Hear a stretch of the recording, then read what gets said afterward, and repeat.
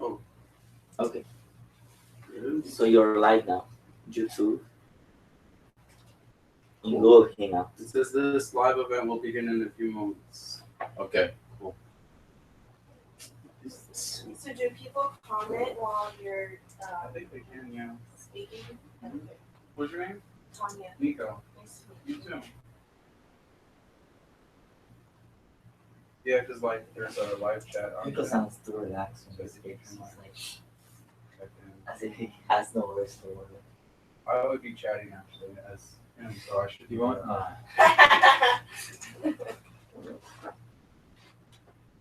It's not coming through, but it's Yeah, up. it's not happening It's yet. up Yeah. though. Oh, it's up. Yeah. Is it broadcasting? Like It is like broadcasting. that. Like there's an option to watch it. You know. Okay, good. Yeah. All I want you to do is share that. Share it on all the different social medias. You can use this. And like periodically, like say every I 10 was minutes, thinking just I'll use shit. Send it out yeah, to Twitter. So, Yeah. you know, just I keep can use doing this. that. Probably not. Okay. What's yours?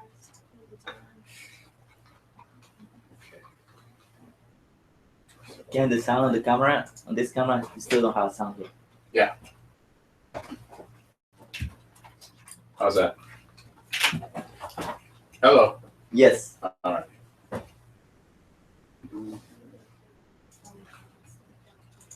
So you're recording.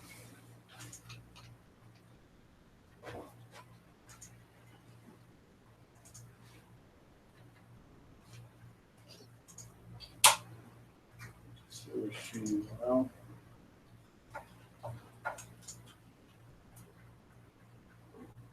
So for the parking, Kevin, do I speak to Ardell about that? Yeah, you can just leave if you want.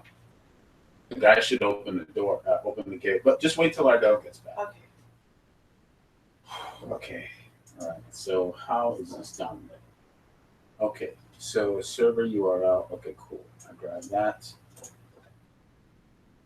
Copy. Here. Okay. Ardell. String key. Copy. Control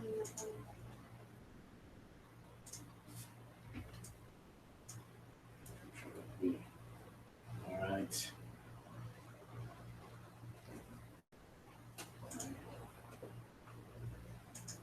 Okay. Looking for? Yeah.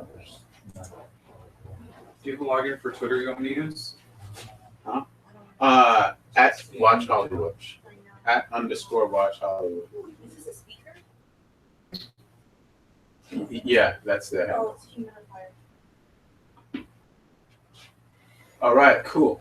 So Facebook is about to go live. Yay. Password. Shoot. That's a long password. Let me see if I think that's not official. So you just use password 1. That's what I do. Password 1 for everything. Now I have to remember. You need to stick your chin out. Huh? Oh, sorry. Where's Twitter?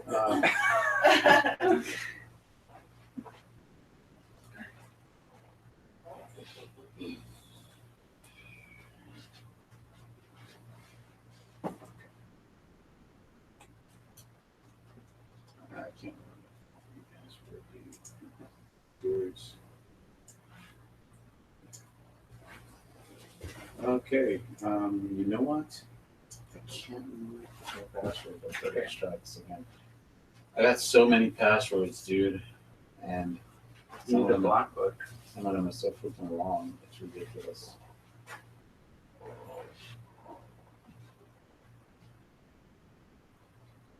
I'll do it just through my own social media now. I don't have Twitter, but Instagram, Facebook.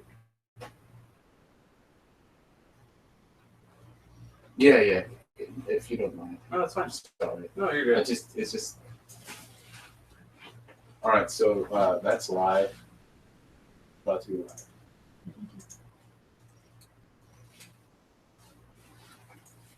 I'm just glad that I was able to pull that to. Yes.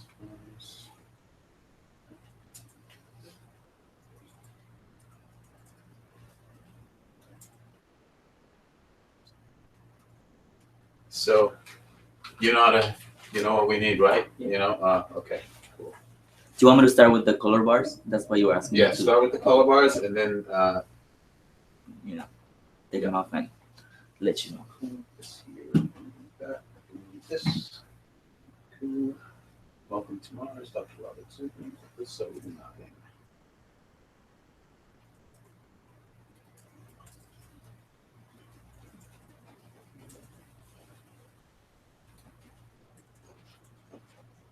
I know. I think your phone is going off. Yes. Slime time.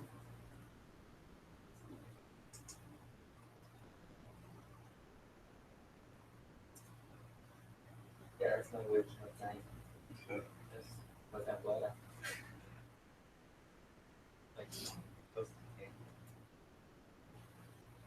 Go for Saturday. Okay. Okay. Mission of Mars has been a goal of national space programs for decades. The preliminary work for Mars missions that involve humans as the explorers have been undertaken since the 1950s. Today, the Mars Society and space transportation companies like NASA and SpaceX have come about to make the human exploration of the red planet a reality. Welcome to WatchHollywood.tv's 9th episode. This is The Human Mission. I'm Alistair Martin. Today we have someone really special in the studio. He's brave, he's resilient, he's persistent. He's authored many technical papers as well as books that include his bestsellers, The Mars and How to Live on Mars. He's also the president and founder of the Mars Society and the Pioneer Astronautics Company. And he is also the creator of Mars Direct, Humans to Mars in a Decade. Ladies and gentlemen, Here. wonderful. All right, let's get started. Hello, Tanya. Nice to meet you. All right. Wow, I'm on Mars. You are on Mars. Do you Wonderful. want anything to eat? No, well, I've got water with you. Let me put your bag right here. Okay, cool. So we're live. And yeah. Okay. Now, I'm seated in here. as you may have noticed, Alistair, I am running a little bit of a cold. Yeah. So I'm gonna have to kind of work around that to get the camera while I blow my nose. Sure, no problem. All right, this kind Yeah. So just whenever, you know, just give us a signal or something. Hold on a second.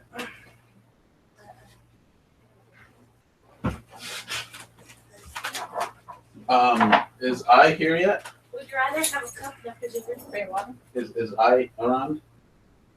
She saw it for me. Oh, okay. Well, it's Let me give you my account info so she can have it, and I'll need her to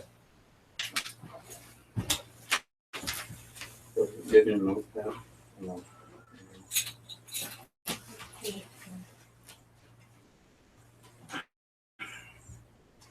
So you even got your little spaceship there?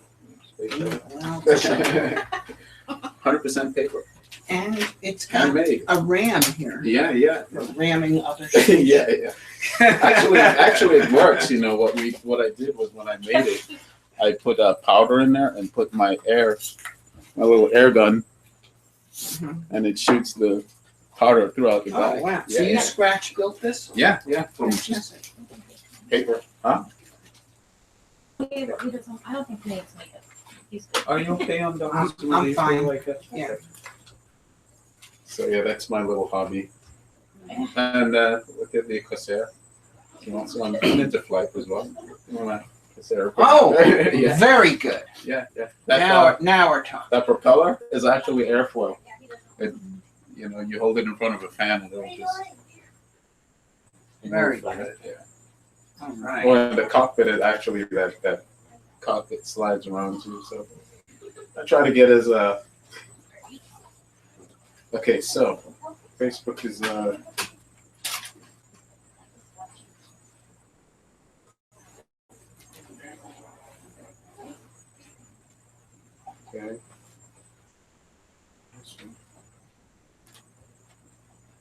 No, it doesn't look like that. So. Yeah. Was this a Mars One thing, or was this a, Well, you guys composed this, or? yeah, I designed this. Yeah, because it's a composite of, yeah, right. Well, when we developed the human mission, the idea that we had was, coverage of interplanetary. That's it. That's it, right? Yes. Yeah. Yeah. Yeah. So we looked for it and managed to have some success. So yeah, when we came up with the human mission, we just decided we wanted to have Mars because we know that was something that we were on the trajectory to. That's something that we're most likely going to do first.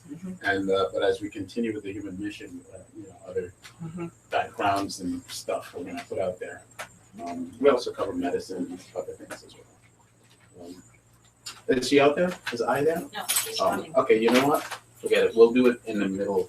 We'll take a 3-minute break and we'll take it from there. Okay. Okay, so a couple of things. I'm going to need the door closed, but I'm going to need my people in here before we start.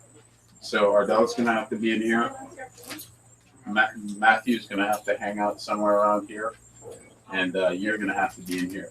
Nico, just tweaking stuff as you're out there. Because that front door has to be closed too. Because I don't want the sound to. Okay.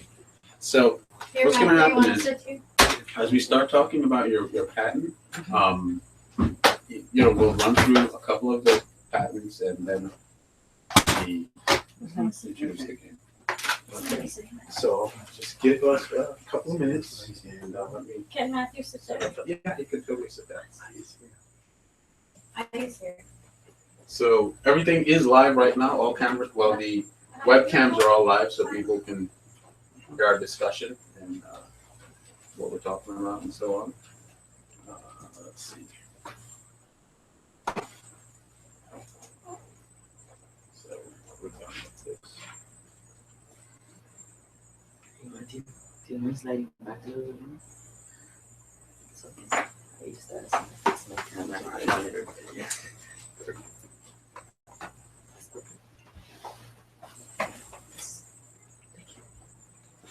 Luis, let you see you.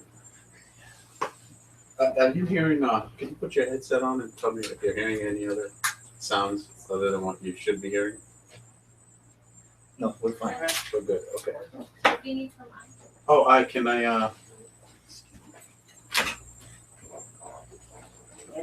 You're not getting that signal noise? That signal noise? There's that little I cannot hear on this one. Is that the Now, signal? how about this intermittent one? The one that one? This one. I don't have a tissue, but I have paper towels. No, I think Well, don't think I have a handkerchief, but if you want to give a couple of paper towels over here as a reserve, that would be.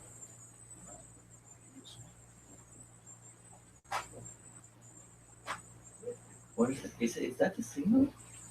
Sound? It's from the webcam. Oh. I take it this is Feedback out of camera. from the microphone. Yeah, it's not annoying, but it's not.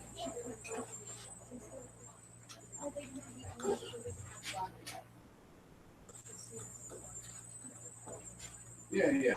It's okay. I mean,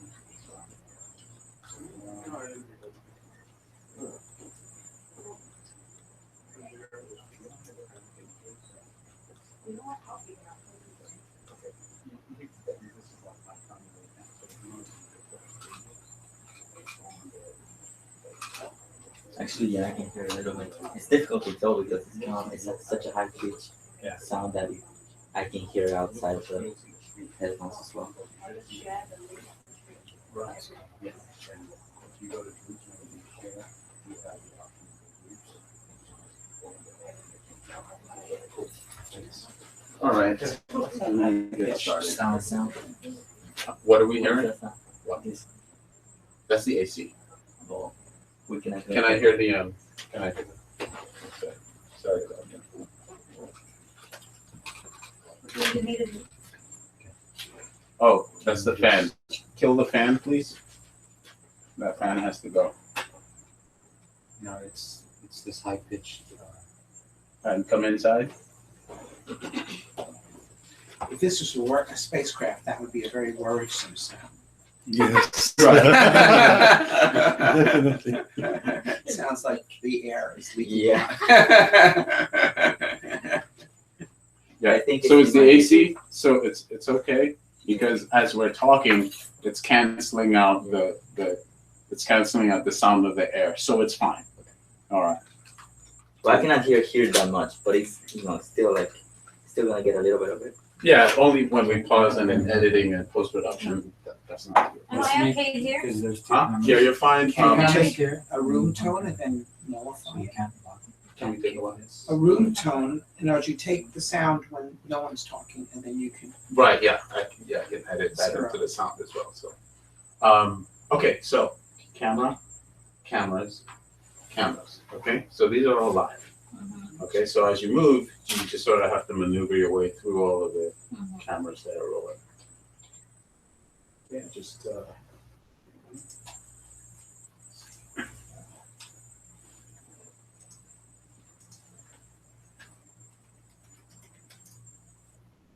me pull up some of your diagrams here.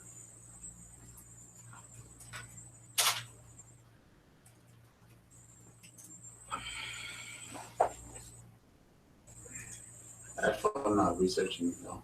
Oh, yeah? You've done so much stuff. It's crazy. Such a busy guy. Amazing. All right, so let's go with the.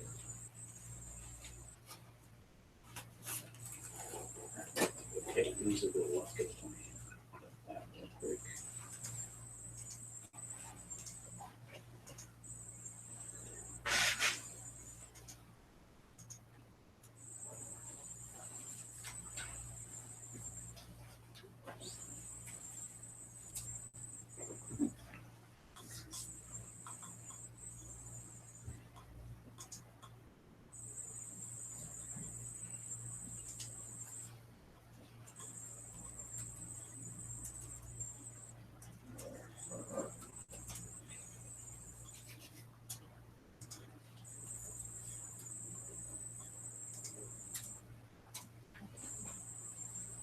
All right, cool.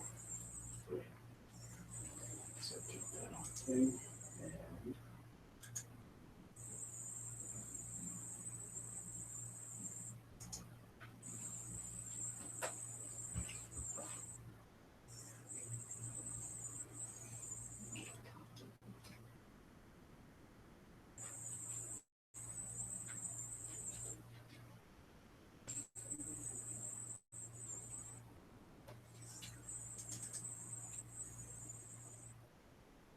excellent. Okay. So just let me know when Are we set up? yeah, I'm ready for you.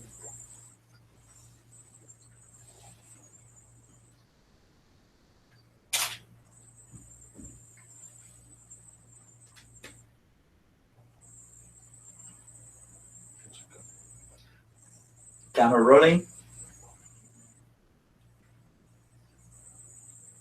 Action. The exploration of Mars has been a goal of national space programs for decades. The preliminary work for Mars missions that involve humans, as the explorers have been undertaken since the 1950s. Today, organizations like the Mars Society and space transportation companies like NASA and SpaceX have come about to make the human exploration of the red planet.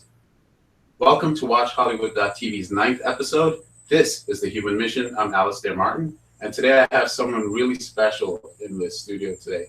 He's brave, he's resilient, and he is persistent. He's authored hundreds of technical papers and many books that include The Case for Mars, How to Live on Mars.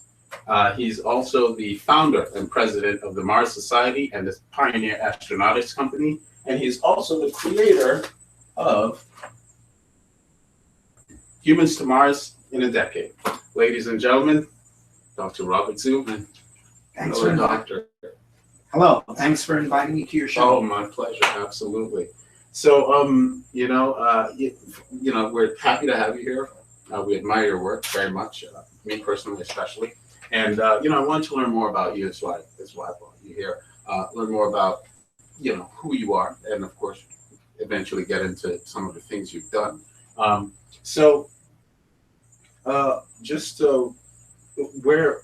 What influenced you, or who were the most influential people in your life growing up as a child? Well, my parents, both of whom were very remarkable people.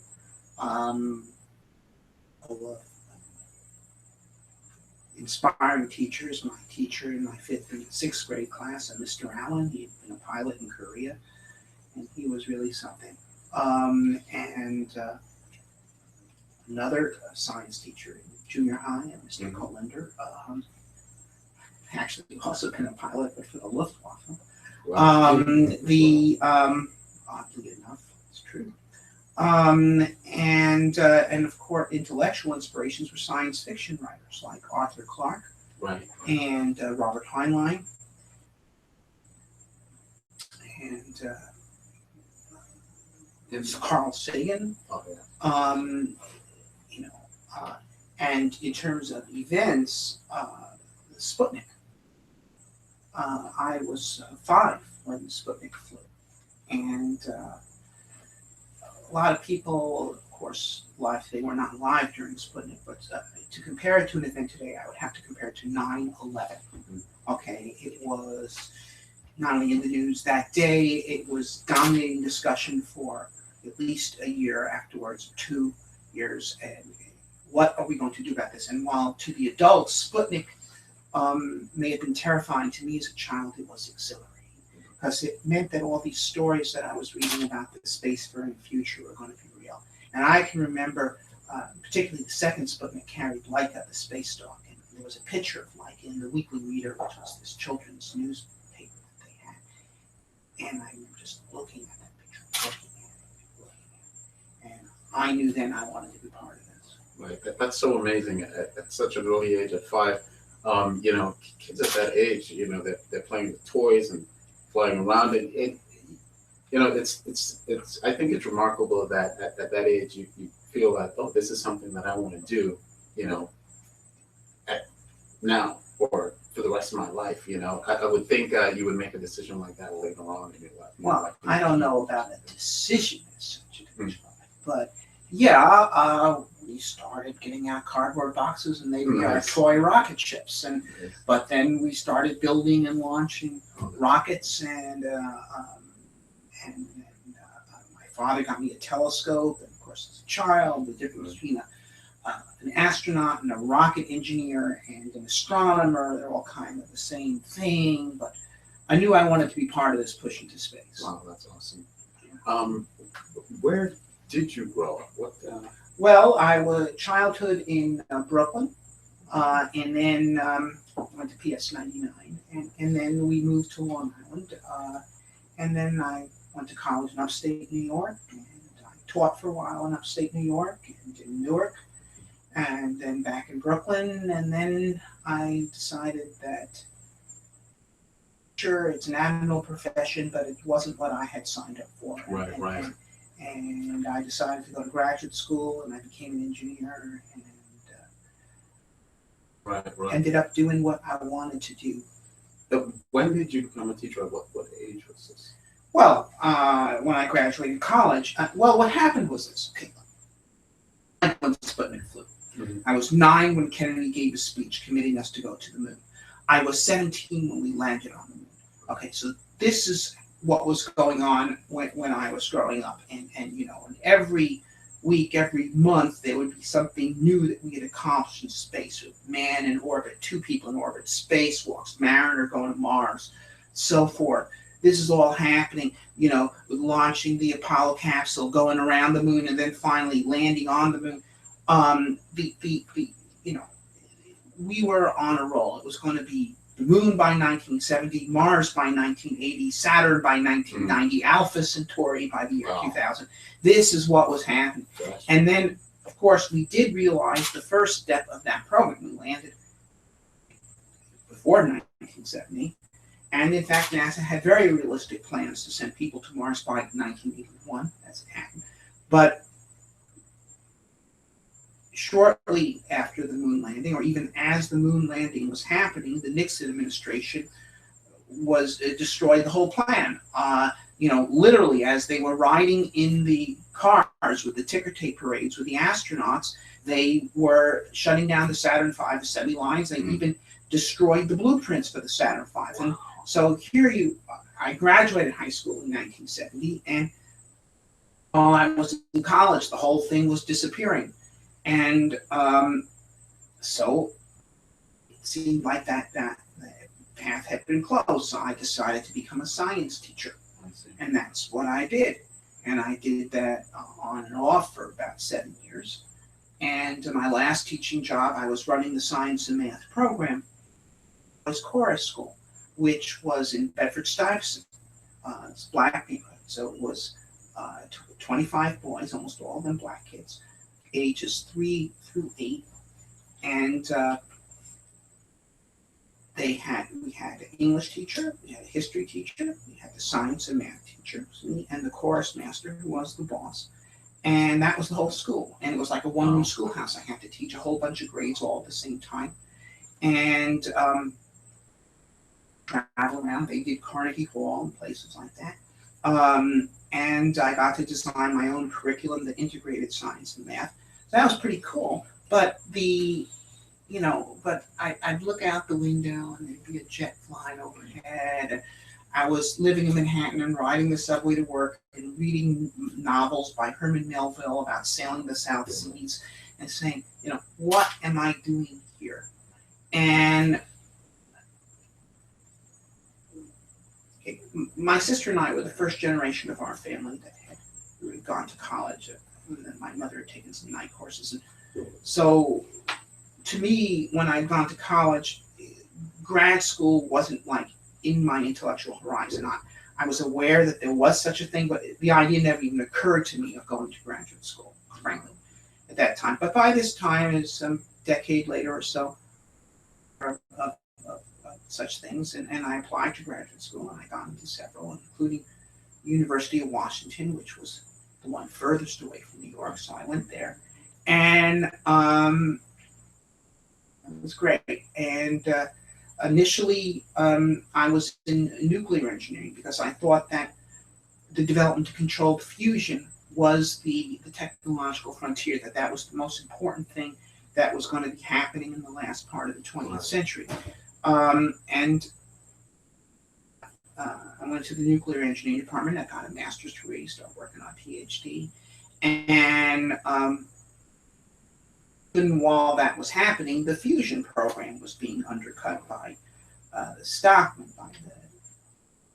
and my advisor was very knowledgeable about what's going on, so I was knowledgeable about what's going on underneath the surface. And at the same time, there was this group that formed in Boulder, Colorado, called the Mars Underground. And these were graduate students, recently graduated people like Chris McKay, Carol Stoker, Tom Meyer, and Penelope Boston. And these were people of my own age, my own generation, who were frustrated with the fact that the space program had disappeared. And, you go to the moon, we had gone to the moon, we're supposed to go to Mars, but nothing's happening. NASA had redefined itself as this thing that was running a space truck of delivering satellites into low Earth orbit. Where's the vision? And they had held a conference called The Case for Mars. And on their own initiative, about 80 people came, published, and I read them. And then the second Case for Mars conference was bigger, about 250 people, and published that. And I went to the third, 87. And Carl Sagan was there, and Thomas Paine, who had been NASA administrator when we landed on the moon, was there. 1,000 people were there, and this was fantastic. And by this time, I was an engineer and working in the nuclear field, but got to see the Mars mission as this multi-dimensional creative problem involving, propulsion, life support, trajectories, human factors, and so forth, and these multidimensional variables. But it was a tremendously interesting creative problem of how to design a Mars mission with all these different variables playing off against each other. And then of course it was like, an old war horse hearing a trumpet that it hadn't heard for a long time. Right. Mars. Right. And there was one person at this conference, his name was Ben Clark, who was he had been a Viking scientist on the Viking mission, and he was now running a program of developing conceptual designs for Mars missions for Martin Marietta Company. And so I went up to him and I basically said, look, I want to be part of the group. He said, send me your resume. So I sent him my resume, and to Martin doing preliminary design of interplanetary missions. And so that's how I got into it professionally. And then we were working on these various plans for sending humans to Mars. And then Bush, the first President Bush, announced his initiative July 1989, 20th anniversary of the Apollo moon landing. He's on the steps of the Air and Space Museum with Armstrong and Aldrin and Collins. So this is the 20th anniversary of the Apollo moon mission. That was great. That's what America's all about. Therefore, I am president. I was committing the nation to send people back to the moon and on to Mars, and this time to stay. It's great stuff. And then NASA went off and screwed it up totally, proposing this report. Yeah, the 90-day report. They call you like the Mars Maverick. That's a title I guess you've earned, the Christopher Columbus of Mars. And so, how do you feel about that? I think they're huge compliments, but how do you feel? Well, I like it. I mean, I pride myself on being a free thinker. Right. And speak truth to power. Mm-hmm. Okay, you take this 90-day report, which was how NASA responded to Bush on how we get to Mars. Right. And it was a horrible design. They designed the mission to be as complicated as possible in order to make everyone's pet technology be mission critical. Right. In other words, they were not doing things in order to accomplish the mission. They were using the mission as an excuse to do things. Right. Okay? In other words, they're not spending money to accomplish something. They were proposing a goal in order to spend money in as many different directions as possible. And that is why it was such an awful design and so costly. Right. Spending $400 billion wasn't a bug in the plan, it was a feature. It was the feature. And so what I did, and I had some allies in this at Martin. David Baker, a very talented engineer, worked with me. I had some management support, Al Schallenmuller. We said, look, you don't need to do this if you want to send people to Mars. Right. And we went at it to propose the simplest possible plan. The least number of new advanced technologies. The new technologists are not the constituents of the plan, they are vendors to the plan. When you run a business, you don't run it to please your vendors. Right. You have to make use of a certain number of vendors as a matter of necessity, but you want to minimize costs, not maximize costs. Right. So we came. I mean, that was the primary impulse. And then secondary, we looked at the history of exploration as how it's been done on Earth, and successful explorers have followed a philosophy: travel light, live off the land. Right. And that was then the spirit that we approached Mars directly. Right. So you compared some of this or that style of exploring, like to Lewis and Clark, of course Columbus, who basically took as little as they could go with them and basically just lived off the land. As you say, when we go to Mars, we do as the Martians will do. Right. So they basically, when they discovered the New World or went out into the wilderness, at Mundison, that I believe that found the passage, they basically adapted or adopted the life of the people or the indigenous people that were there, and that's how it became a success. Right, Or sure. how it was Lewis and successful. Clark continent, 27 men. And did they bring with them all the food, water, and Right. air that they and their horses would need? And that they would have needed a wagon train of supplies for every man Right. and for every horse.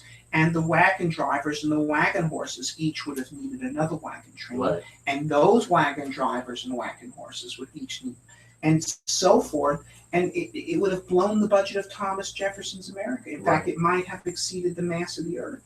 And the did their way across, and to a certain extent, they got food by trading with Native Americans, but in either case, they were making use of the resources available in the environment they intended to operate in. Right. And it's the same thing with Mars. Why are we going to Mars? We're going to Mars because Mars is the planet that has the resources to support life and therefore potentially civilization. Well, if used intelligently, the same resources that make Mars interesting can also make it attainable. Will the Martians import their food from Earth? No, they'll grow it. Will the Martians import their fuel from Earth? No, they will make it. So that's the spirit in which you have to approach the design of human Mars missions. When on Mars, do as the Martians will do. Right. And I believe you outlined, in your book, you said that that's basically like going to Mars in a dog sled. So I think that was a really cool analogy because it forces you, okay, well, how do you get to Mars in a dog sled? Obviously not literally, but okay, so what is just going to be a can with the bare minimals, or what is that? What is that dog sled going to have on it to help me get there? Well, okay, first of all, the dog sled analogy refers to Amundsen, who was a Norwegian explorer and the first to do the Northwest Passage successfully. Now, the Northwest Passage had been attempted for 100 years before Amundsen by large expeditions, the most famous one being Sir John Franklin, 1847, with 2 steam frigates and 127 men. Okay, the pride of the British Navy went into the Arctic and they got stuck and they starved to death, despite the fact that they had brought with them a number of crates of the finest Victorian china to dine on food that they ran out of. Whereas Amundsen in an old sealing boat, and he took with him dogs and dog sleds, okay, because the area, the Northwest Passage, abounds in caribou, but to hunt them you have to be highly mobile. Thus the dog sled, the Inuit method of fast long distance transportation. Of course, the dogs could be fed off the same resource. Right. Okay, and it was this the dog sleds, cross country skis, and hunting rifles. Amundsen also got stuck for 2 years, but they didn't starve. They got fat eating caribou, which abound in the area. So he went there prepared to operate in the environment that to be in, as opposed to Franklin, who tried to bring England with him. Right. Okay, so that's the idea. So, for instance, in the Mars Direct Plan, we make our return propellant on Mars. Mars has got an atmosphere, it's carbon dioxide, 95%. We know that for a fact because of the probes we've landed on Mars, measured it. Well, carbon dioxide is an ideal feedstock for making rocket propellant. You can react hydrogen with carbon dioxide, you'll make methane, natural gas, great rocket fuel, and water, which you can then electrolyze into hydrogen and oxygen. Oxidizer to burn the methane. The hydrogen can be reacted with carbon dioxide to make more methane and water and so forth. In the first Mars Direct mission, we actually would bring the hydrogen with us because it's only 5% of the whole propellant weight. Later on, we would access water from the Martian surface because the Martian soil is 5% water by weight. You can bake water out of the soil. We also know that from our Mars probes. So that's a little more involved than running a pump and sucking in the Martian air, which is why we defer that to the second, third, fourth mission. But even if you have to bring the hydrogen, it's like bringing the bullets to shoot the caribou. Yes, you have to bring something, but you get a useful mass much larger than what you brought in order to access it. And so the way we do the mission is, and it's explained at length in my book, The Case for Mars, is you need a heavy lift booster with comparable capability to the Saturn V moon rocket. And the first one shoots off to Mars, an Earth return vehicle with no one in it, and it goes and lands on Mars, and then it runs a pump, and it sucks in the Martian air, which is carbon dioxide, and reacts that with a small amount of hydrogen brought from Earth to produce a large supply of methane and oxygen rocket propellant. And now you have a fueled Earth return vehicle sitting on Mars. So then at the next launch opportunity, we launch 2 more boosters off the Cape. One shoots out a habitat with a crew of 4 astronauts in it that flies to the Earth return vehicle. The other is another Earth return vehicle, which is their backup, but which otherwise can be used by the following crew. Now, they go and they land next to the Earth return vehicle. They use their habitat as their house on Mars. They live there for a year and a half, exploring the area. Then they get in the Earth return vehicle. They fly home. You leave your habitat behind on Mars. If you fly to Mars in a house, leave the house on Mars. We don't need the houses here. Got a lot of houses here. Okay, leave it behind on Mars. So each time you do this, you add another habitat to the base, or to a network of bases, if you will. However you want to do it. They can all land in one area, make it a big base. You can have them scattered around, have a network of small bases. That's flexible. Now, when we went to the moon in 1969, Saturn V, at the time, it was the most powerful, vehicle to get us there, right? That took like 3 days. How long would it take to get to Mars? I mean, are we if we're going to be using technology of today, which I think the most powerful thing around may still be on the level of the Saturn V, how well, first of all, in terms of boosters, we actually do not have a booster in service today as good as the Saturn V. Wow. The Saturn V could lift 140 tons to Earth orbit. The strongest booster we have now, I guess, is the Delta IV, 30, which is 1/5 as much. Elon Musk is going to introduce the Falcon Heavy with 50 tons, 1/3 as much. In the space business right now, in certain respects, we're kind of like Italians living around the year 800 AD, and they're walking around the ruins of imperial Rome and looking up at these incredible temples and colosseums and aqueducts and saying, we once built, how could we have ever built? No one could have built that. That can't be there. Right. Okay, but it is there. We're in somewhat of a bit of a dark age in certain respects. In other respects, in terms of planetary probes, we're significantly more advanced than we were in 1969. But the fact that we could once build heavy lift boosters is certainly proof that we could build them again. Okay, I mean, the people who built those boosters didn't even have push button telephones. Okay, okay, now the transit time to Mars, we can do it with current day propulsion in 6 months, one way. There's the probe that just reached Mars from the Europeans was launched in March. So we're about 6 months later than that right now. The Spirit and Opportunity rovers took 6 months to fly to Mars in 2003, 2004. So people sometimes talk about Mars as a 2-year trip. It's a 2-year round trip, or 2.5. 6 months there, 1.5 years on the planet, 6 months back. I learned that you were against having the whole mothership scenario and having an astronaut in orbit while we have a ground crew and all of that stuff. I mean, well, for safety, why not have someone in space just in case something goes wrong on the ground? Have someone in space that's ready to you go back. have somebody in. Look, the job exploration of Mars. In other words, you might measure the productivity of the mission in terms of person days on the Martian surface. My figure of merit for designing a Mars mission is person days on the Martian surface divided by tons in low Earth orbit. It's a measure of product. Tons in low Earth orbit is a measure of cost.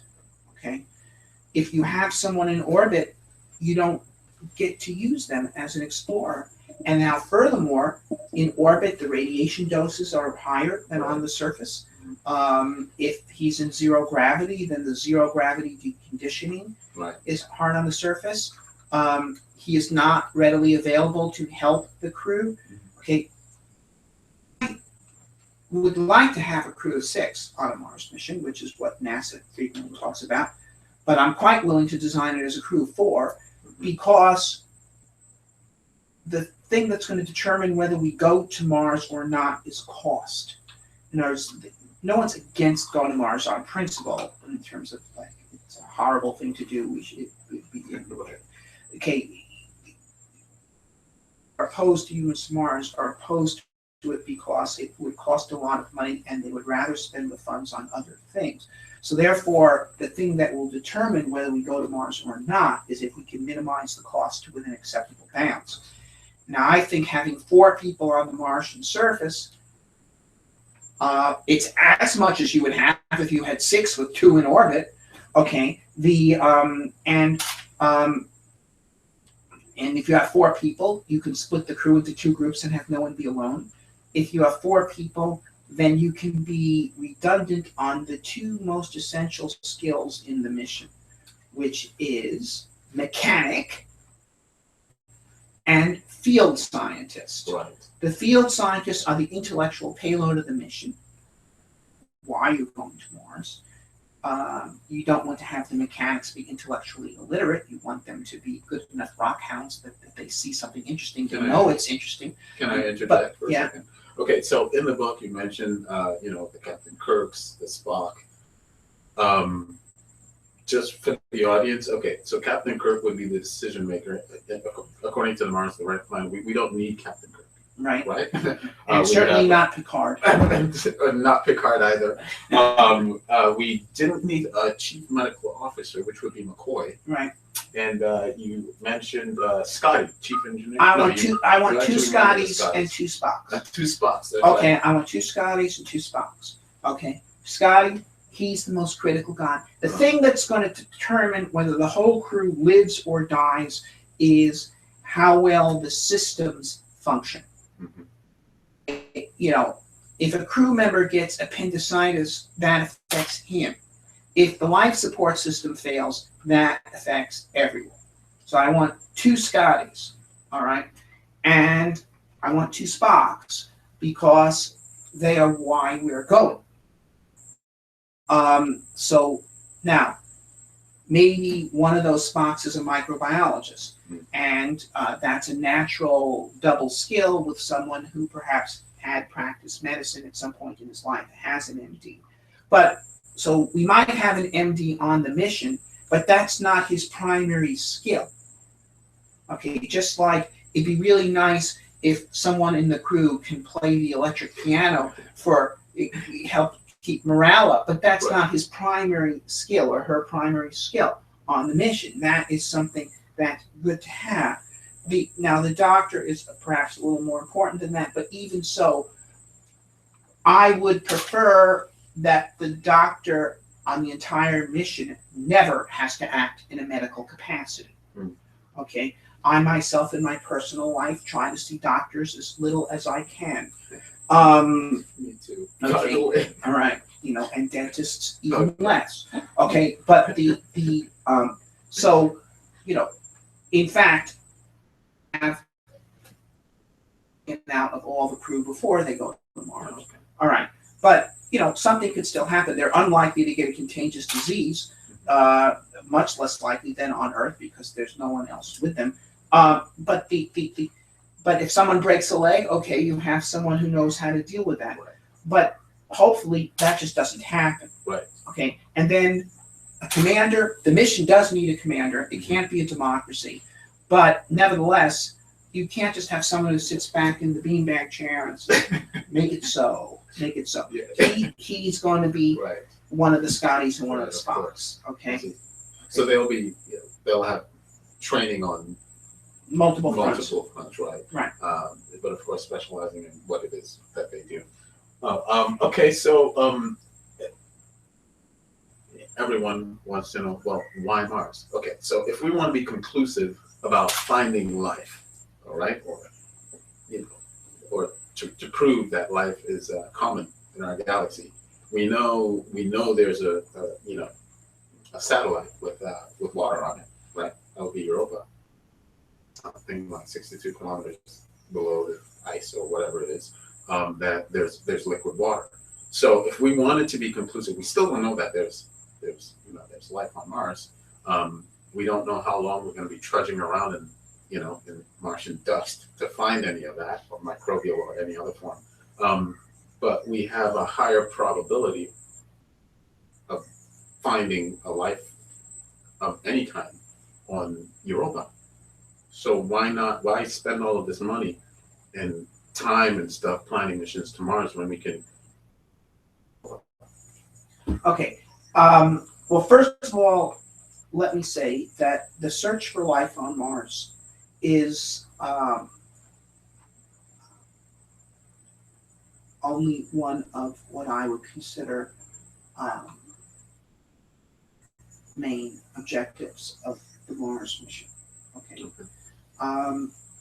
And so whether we're talking about comparing human expeditions to Mars with robotic expeditions to Mars, or with robotic expeditions to Europa, because I do not believe that human expeditions to Europa are the practical idea. We must understand that I think Mars is preferable, the humans to Mars is preferable to both of those as a way of searching for life. Those don't even enter into the equation on the other two aspects of why we should go to Mars. Okay. But simply taking this first, and we'll get to these other two issues shortly. Okay. Why Mars compared to Europa? Okay. Mars is much closer than Europa. We can fly to Mars in 6 months. It takes about 2 years to get to Europa. It is a more likely candidate for life than Europa because Mars had liquid water on its surface for 1 billion years. It has a rocky surface that has all the other elements needed for life. Life needs liquid water, yes, but that's not the only thing life needs. Life needs all kinds of things that come from solid materials. It needs iron and all sorts of other elements.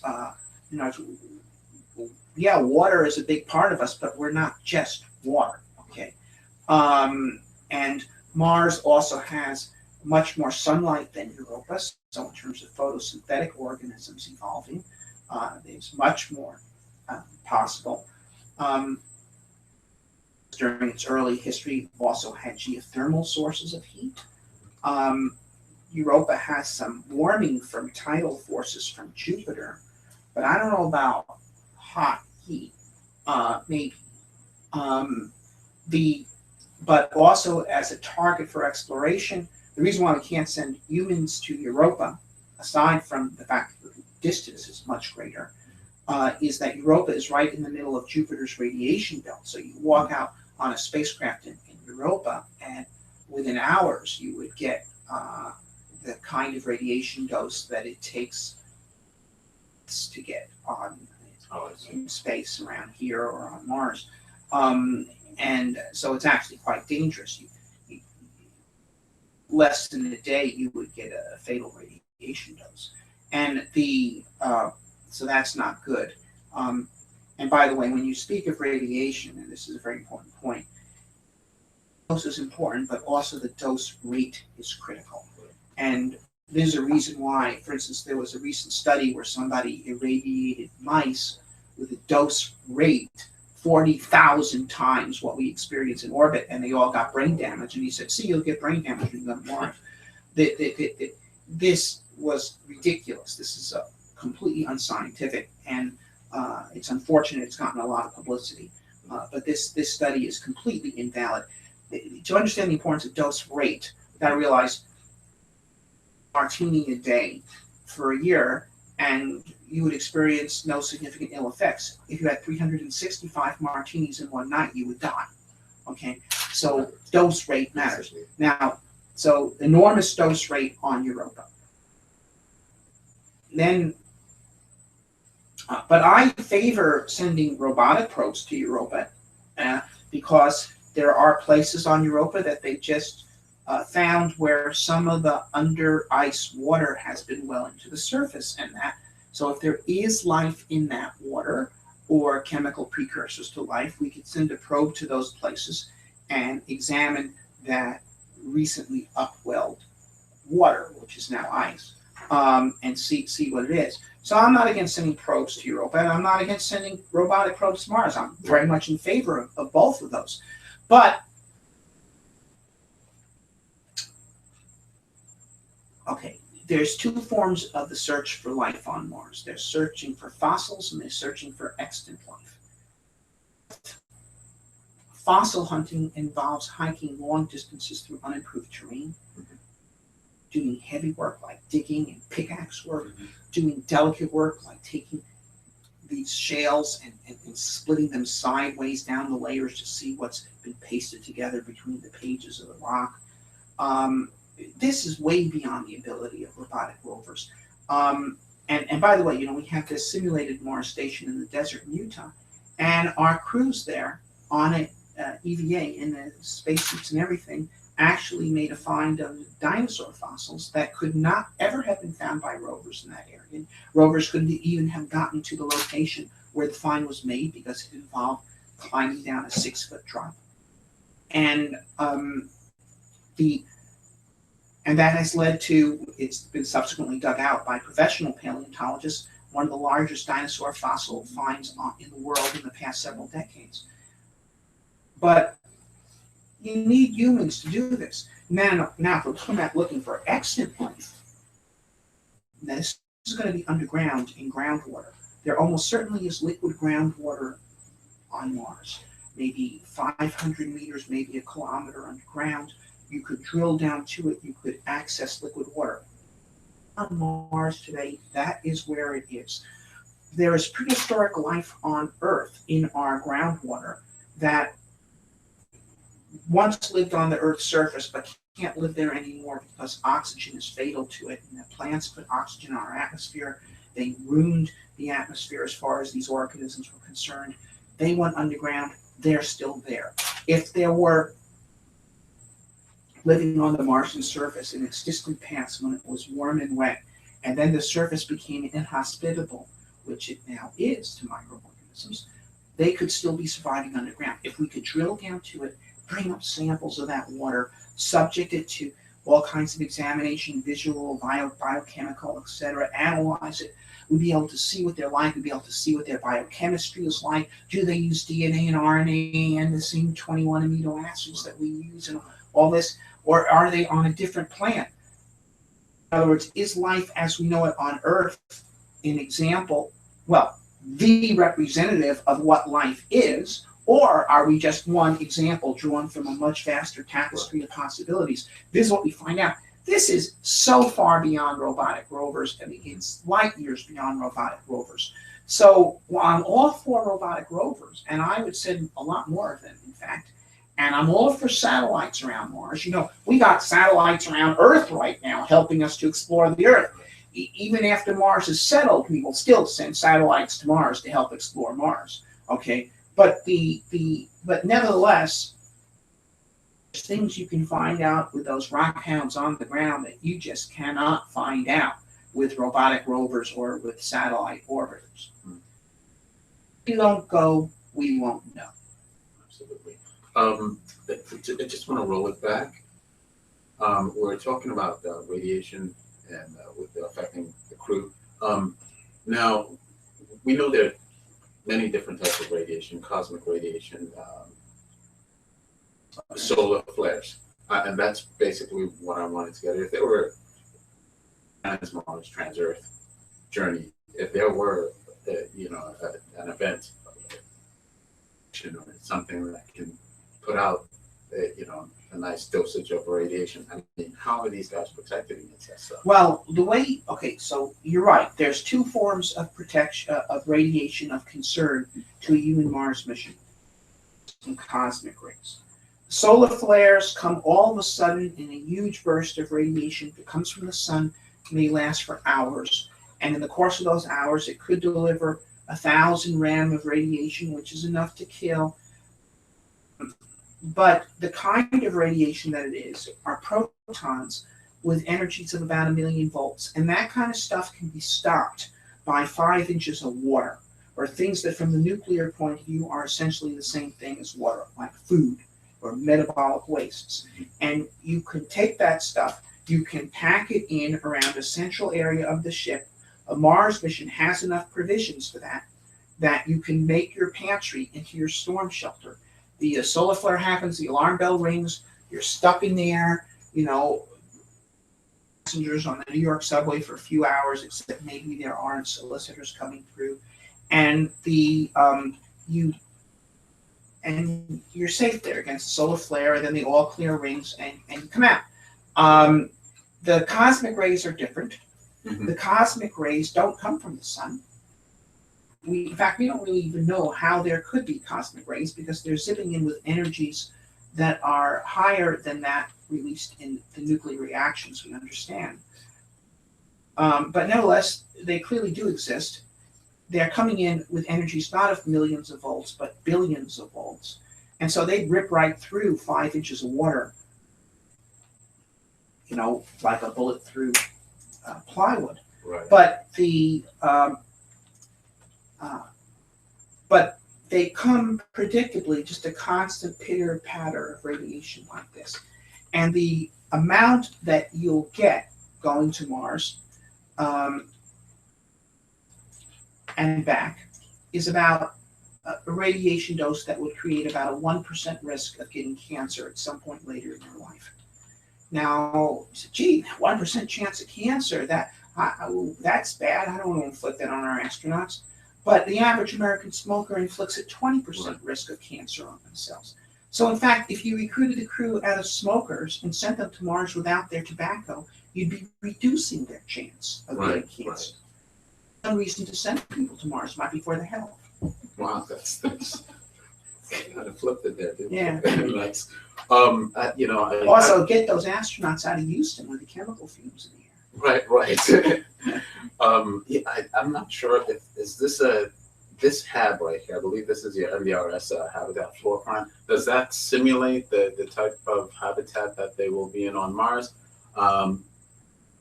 Is there another design that would protect against those solar flares that we're talking about? Well, the MDRS design habitat as it would be on the surface of Mars. Now, what I would do with this habitat in flight, I'd have the solar flare shelter, and this is what you're showing here. I would have a solar flare shelter in the center, probably of the lower deck. I'd have that be our pantry. I'd have you be able to climb down straight into it from the upper deck. The whole upper deck above it, below it is things like propellants and stuff for the final landing on Mars. So you have the provisions around you, you got propellants, below you, you got the upper deck and upper deck stuff above you. That would provide you with maximum shielding. I see. So the solar flare shelter, in short, is not shown in this plan right now. But I would, it says battery charging and work table. Remove that. I would have a circular storm shelter there. Just like 6 feet across, you could climb down into it. You'd be in there, pack pretty tight. And also, frankly, the people shield each other. Right. Well. I see. Okay. Oh, interesting. So we're using each other as human shields. Well, if you think about, even you're sitting between two people, they're helping keeping you warm, and you're helping keeping them warm. Right. Right. Yeah. Okay. Okay. So we know solar mass ejections, solar flares, and stuff. That's just kind of happens. Mm-hmm. How do they know that's just going to happen so that they need to get down in there right now? Well, solar flares travel less than the speed of light. So if we have telescopes trained on the sun, we could warn them.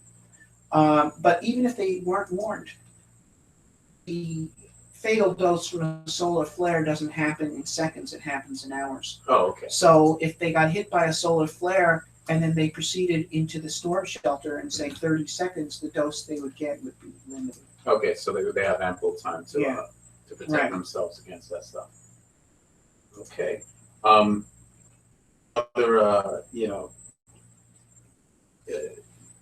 measures of getting to Mars. We know, like in the 90-day report there, which I know you're not supporting, or Yeah. it's not your thing. There are several different techniques of getting to Mars that one created this robust cost. Can you describe some of those other methods that Okay. we can, Well, and as layman as possible? okay, sure. Yeah. Okay. One pathology that enters into Mars mission design is realize the vision of the giant interplanetary spaceship. Okay, there's this archetype out there which comes from science fiction of this giant spaceship that flies around in space and takes you to lots of different places. Okay, and right now, particularly electric propulsion people or nuclear propulsion people want to create giant spaceships based around their pet technology. Or we even saw this recently with Elon Musk proposing a giant chemically powered interplanetary spaceship that he even takes from Earth orbit and takes all the way to the surface of Mars. This thing has thrust equal to a Saturn V moon rocket, and he's whereas if he just wanted to deliver a payload to the surface of Mars, he would stage off of that powerful just short of Earth escape, leave that in Earth orbit. He could refuel it and he could keep throwing things on their way to Mars without dragging this giant stage with engines that weigh 60 tons all the way down to the surface and taking it back. So you also have the electric propulsion people. In other words, with various people with various using ion drives, plasma drives, what have you. They're trying to realize this. This also, frankly, the pathology that undermined the performance of the space shuttle, where people were not looking at how to deliver people or payloads to orbit, but how to realize this vision of the space plane. So the shuttle had the same takeoff thrust as Saturn V, but it could only deliver 20 tons to orbit instead of 140, because most of what it was delivering to orbit was itself. So giant spaceships, we do not want to build Battlestar Galacticas, and we do not need Battlestar Galacticas to go into Mars. Going to Mars does not, the essential technological challenge of going to Mars is not creating spaceships. It is sending payloads. Sending a payload capable of supporting a small group of people from the surface of the Earth to the surface of Mars, and then sending either that or a comparable payload back. So it's not about creating visionary spaceships, it's about sending packages. All right, that's what it is. Now, but what if we like Battlestar Galactica? We just want to build one. I'm messing with you. Well, the great best way to build Battlestar Galactica is with nation. Yeah. And then you can have all the Battlestar Galacticas you want in the movies without having to pay for building them in real life. So this is a case where virtual reality definitely is superior to. It's nice. Okay. So if we were in a situation, or let's say the astronauts, they were to go out there, I noticed in your, one of my favorite words that I've realized that I got from your book was redundancy. New favorite word. And that came from the mission is to get to Mars. The mission is to get on to Mars and do what we went there to do. Mm-hmm. So if we were to be in a situation, an emergency situation, I mean, how do we get out? How do we get back to Earth? How do we get out of that situation? How do you Okay, save these guys' lives if all right. a mechanical failure, All right. stuff went Well, a down? couple things. First of all, the crew flies to Mars on a 6-month trajectory. If you go a little slower than that, load, but you don't lose that much payload by going in 6 months instead of 8. If you try going faster than that, you lose a lot more payload, but why not do it anyway? Because it's nicer to go fast. Because on the 6-month trajectory, decide not to stop at Mars, you will loop out the inner asteroid belt, and then you fly back and you will reach Earth exactly 2 years after you left. And so the Earth's been going around, and if you come back to the point you left exactly 2 years after you left, the Earth will be there. Trying to go to Mars faster, you'd loop out further, and you'd come back after 2 years, and the Earth would not be at that spot. Right. So you want to fly to Mars on the 2-year free return trajectory.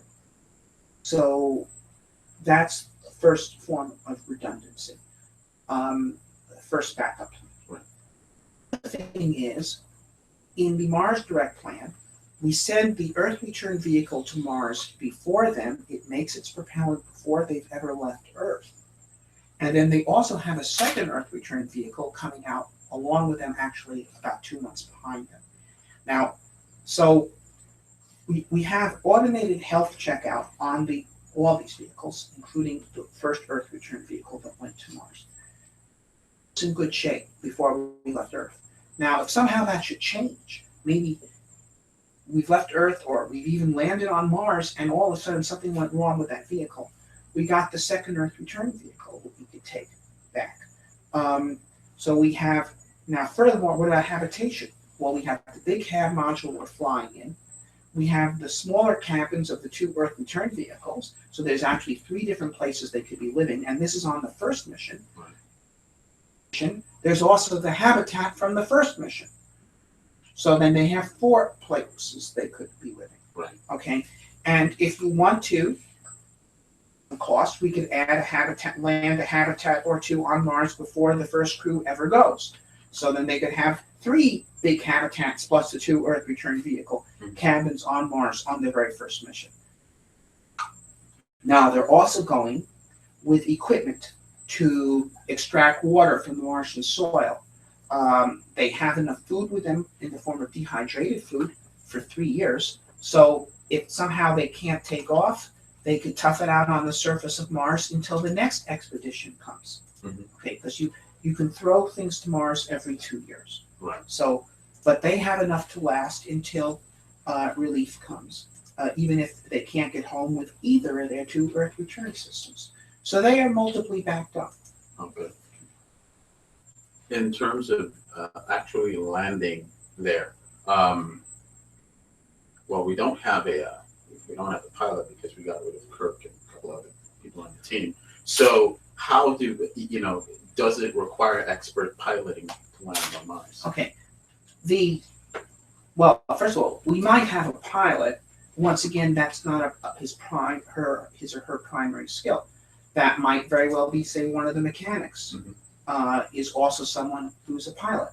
Just like there are many people who within that trade who are mechanics, who are race car drivers, or race car drivers who are mechanics. In this case, though, to maintain, repair, and improve systems that's the daily bread and butter task of this person. Piloting only enters into the mission during 1 minute of the whole expedition. Now, Apollo 11 mission, Armstrong's piloting mattered. Now we have much better automated guidance systems today, with hazard avoidance and stuff that they didn't have then. But even so, I would have a pilot on the stick on that, watching to make sure that self-driving landing vehicle did not screw up.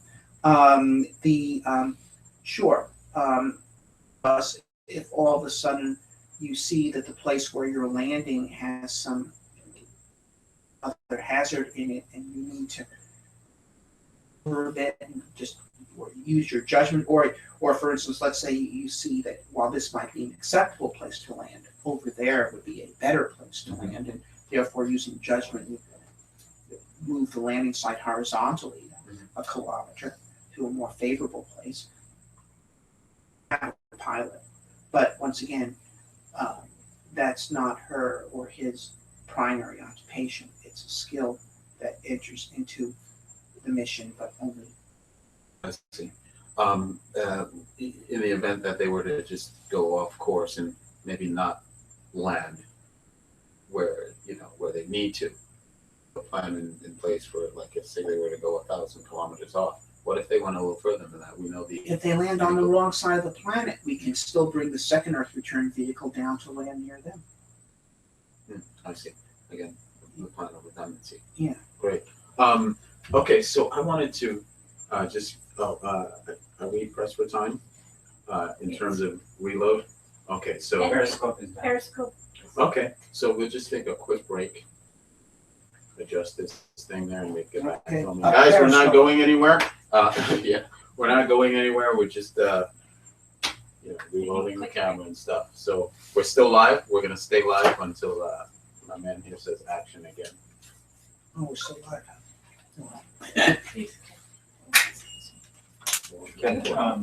My battery's down. Oh, okay. What happened? I Yeah. think the battery died. Oh, is it? Okay.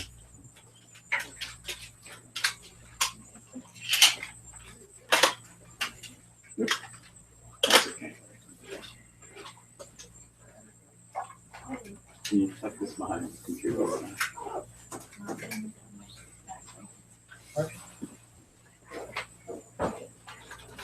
What time is it?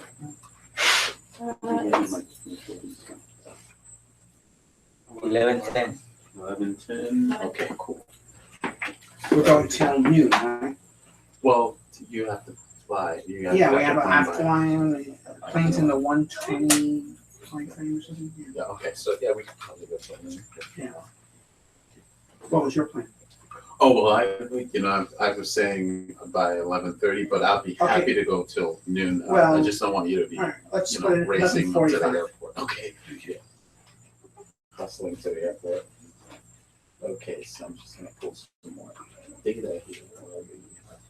Oh, wait, that's is this the MDRS or flash Yeah. line? No, that's MDRS. That's an older version, though, huh? Yeah, that's an older version. You've got a new See one. the Martian flag right Yeah, there? yeah. The flag. So what we're gonna do is I would like to actually show the Mars Direct plan, your stuff. Okay, so as we're showing the plan, all right, it's gonna be there for the audience. He's gonna be telling us about it up here. I would like you to, of course, capture him in that frame.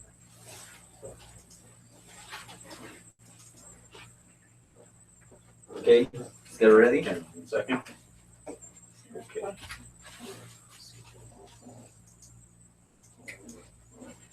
we go. So that's what we're looking at.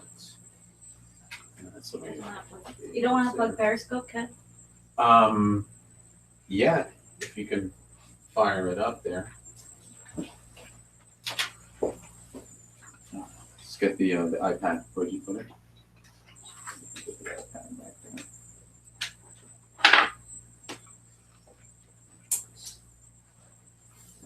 What are we doing? Yeah, you see that side, the left of that? Yeah, that's a three-way thing. Just get them on.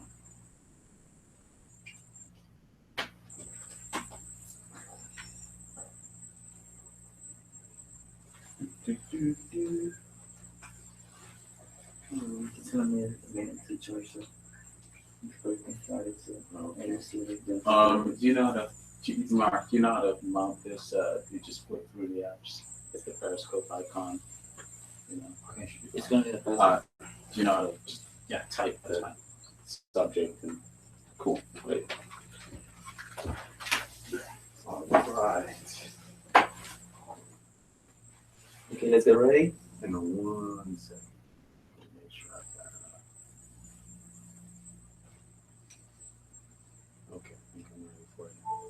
Camera rolling. Action. Welcome back, everybody. We have Dr. Zubrin in the studio with us. He's talking about his Mars Direct Plan and some of his books, The Case for Mars and How to Live on Mars. Okay, so we're going to get back into the discussion and talk about the Mars Direct Plan. We got some stuff that we want to show you, and he'll explain how it works. If you're into the science and astronomy and have been following his career or anything basically that has to deal with space, you're probably already familiar with it. So for those who aren't, we're going to show you what it is. Okay, so Dr. Zubrin, would you like to tell us a little bit about your Mars Direct? Here we see a diagram showing the mission sequence of the Mars Direct Plan. Okay, year 1, year 3, year 5 refer to the years of active flight operations. Now, I'm not making any predictions, but I believe that, for instance, if Hillary Clinton next spring, in the first year of her term in office, were to commit the nation, year 1 on this chart could be 2024, year 3 would be 2026. We could be doing this before the end of her second term. The political class to decide whether that is what they want to do, because things don't happen unless someone makes it happen. Now, here we go. Let's stick with the mission sequence. Okay.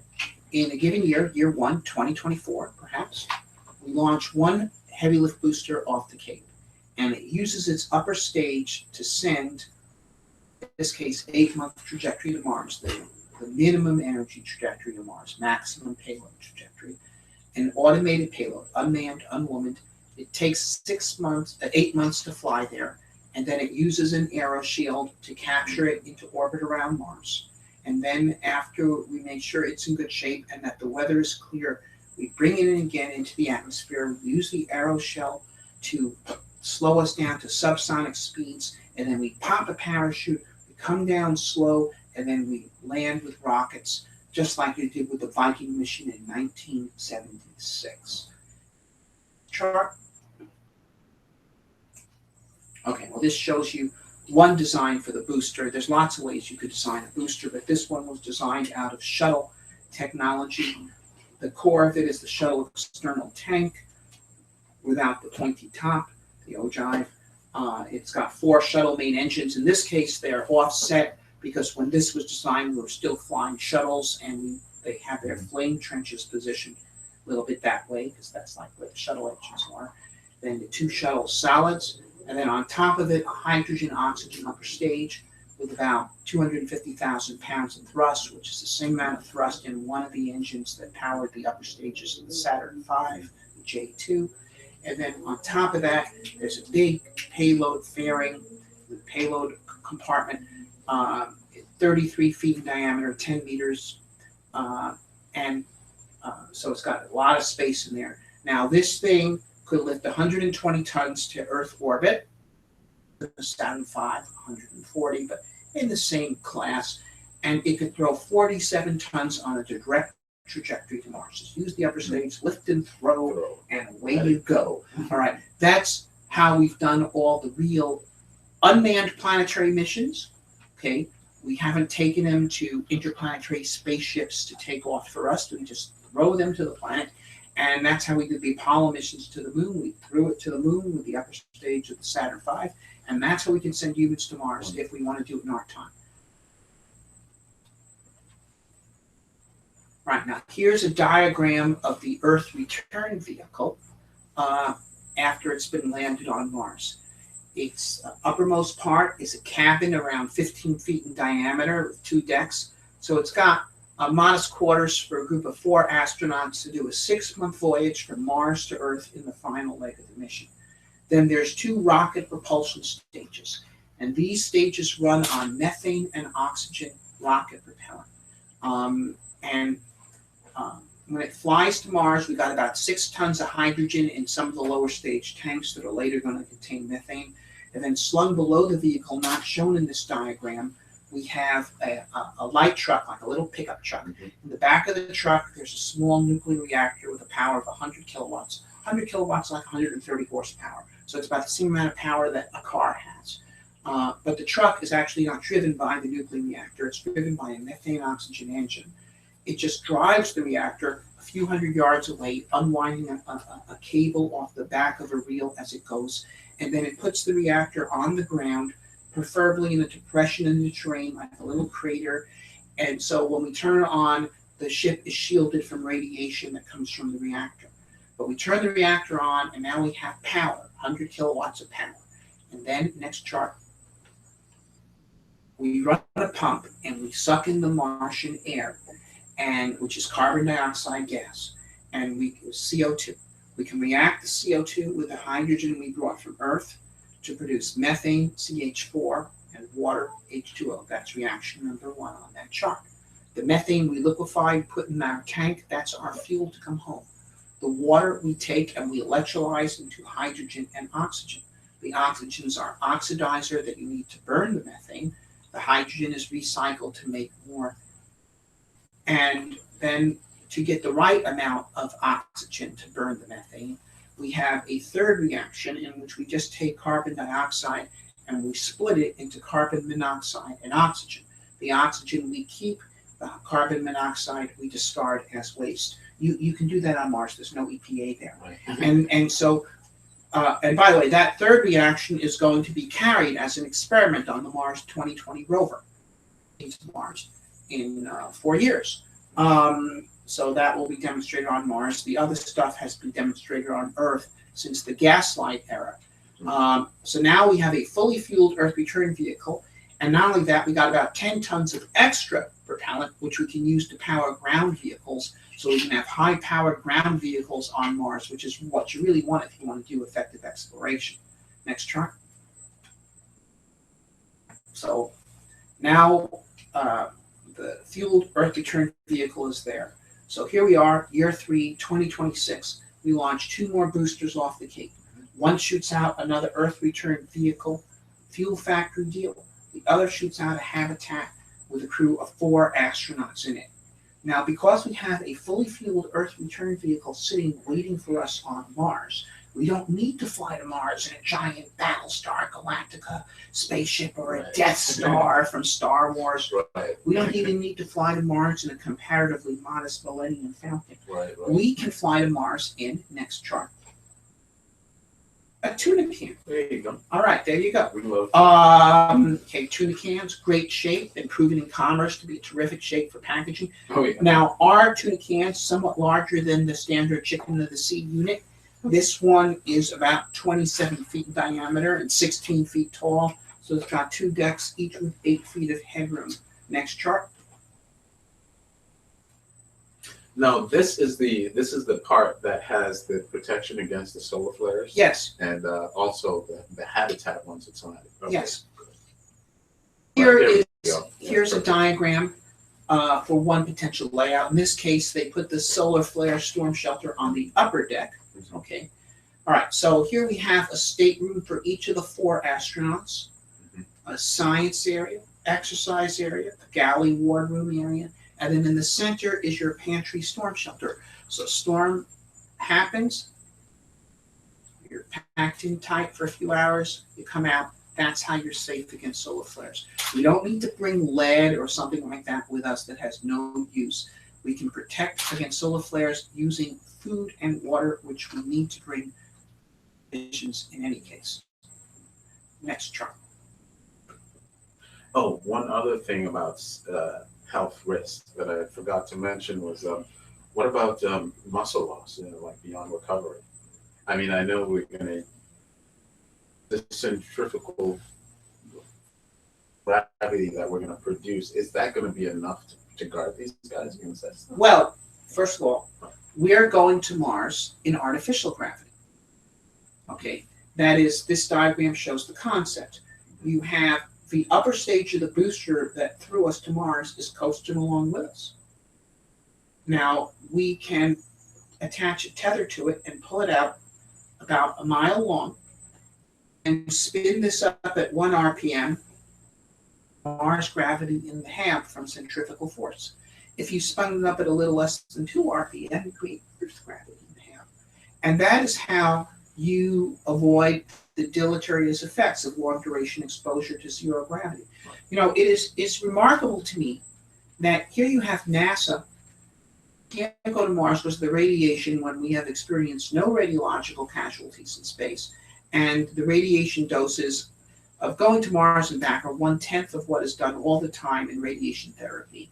Okay, and yet they've experienced significant weakening effects from zero gravity, and they refuse to contemplate artificial gravity, which is a straightforward measure. So, but anyway, that's what I would recommend doing, because while it only takes 6 months to fly to Mars, and 6 months is the standard duration of a space station crew rotation, so people can certainly survive 6 months in zero gravity. They come down weakened. We don't want them to be weak on Mars. We want them to be strong on Mars, because they're going to have to be hiking around difficult terrain in a spacesuit. They got to be strong if they're going to accomplish the field exploration. And so, artificial gravity on the way to Mars, and this is how you can do it. Is this the best design, or the simplest or most effective design? Well, there are certainly other designs that people have.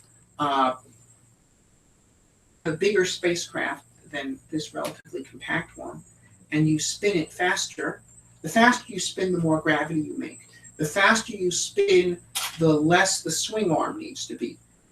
If I was spinning this at 4 RPM instead of 1 RPM, the tether would only have to be 1/16 as long. Instead of 1,500 meters, it would be 100 meters. A much shorter tether. Conceivably, it could even be a solid structure at that length. You know, if it was 6 RPM, then it would be 1/36 as long. It'd be 50 meters long, and that clearly could be solid. But now, with the spin being more, there's more concern about side effects called Coriolis effects. People that say 4 RPM, 6 RPM, no problem. I did an experiment with mice and demonstrated that they could function at 25 RPM.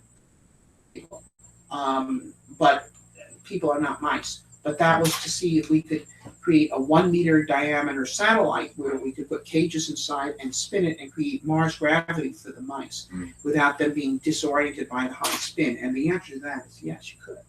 And by the way, NASA should be doing experiments like that. They have done not a single artificial gravity experiment in their entire duration as an agency. Wow. Okay. They've been flying since 1958 and not a single artificial gravity satellite. Wow, I cannot believe that. All right, so here we are.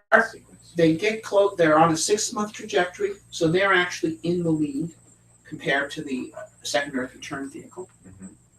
They go, they aerobrake into orbit, and then after we check them out, check out the weather, we bring them down to land near landing site number 1, where the fully fueled Earth return vehicle is waiting for them. Been on the ground there for 2 years. We've explored the area with robotic rovers, taken pictures of everything that could be of concern. They know what that landing site's going to be like. They have a radar beacon on the ground to draw them in, just like the one in an airport. They got an expert pilot flying on this thing. Should be able to land right on the spot. Boom, X marks the spot. You are there.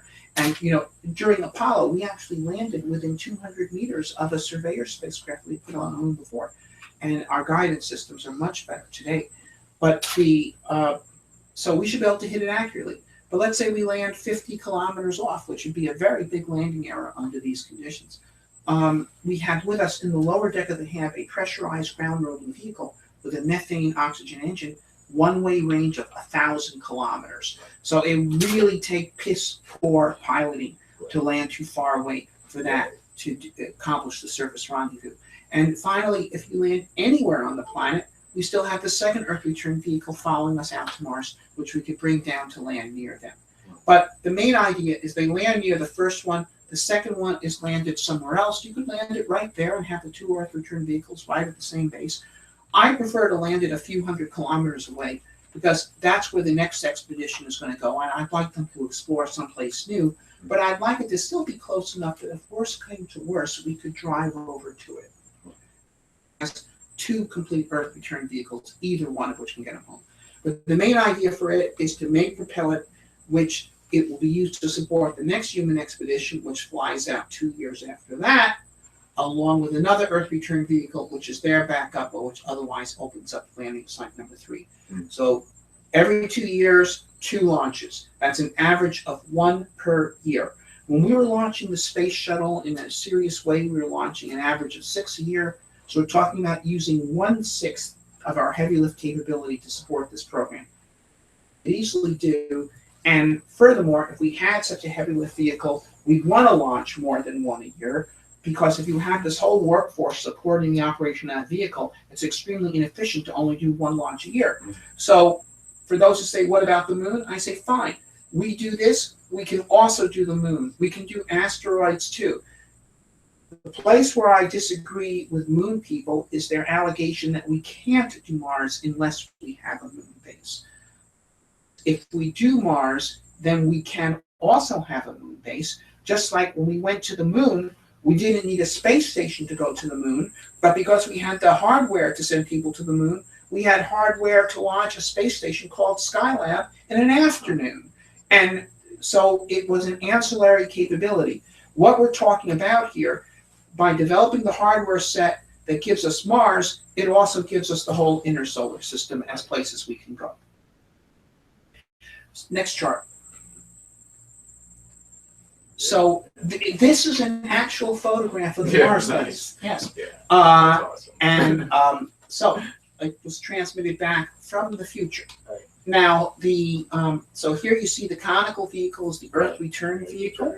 Okay, sitting on Mars. The upper part is the habitation, the lower part of the 2 stages, and then at the very bottom you can see the intakes for the propellant making plant, the reactors in the crater in the background.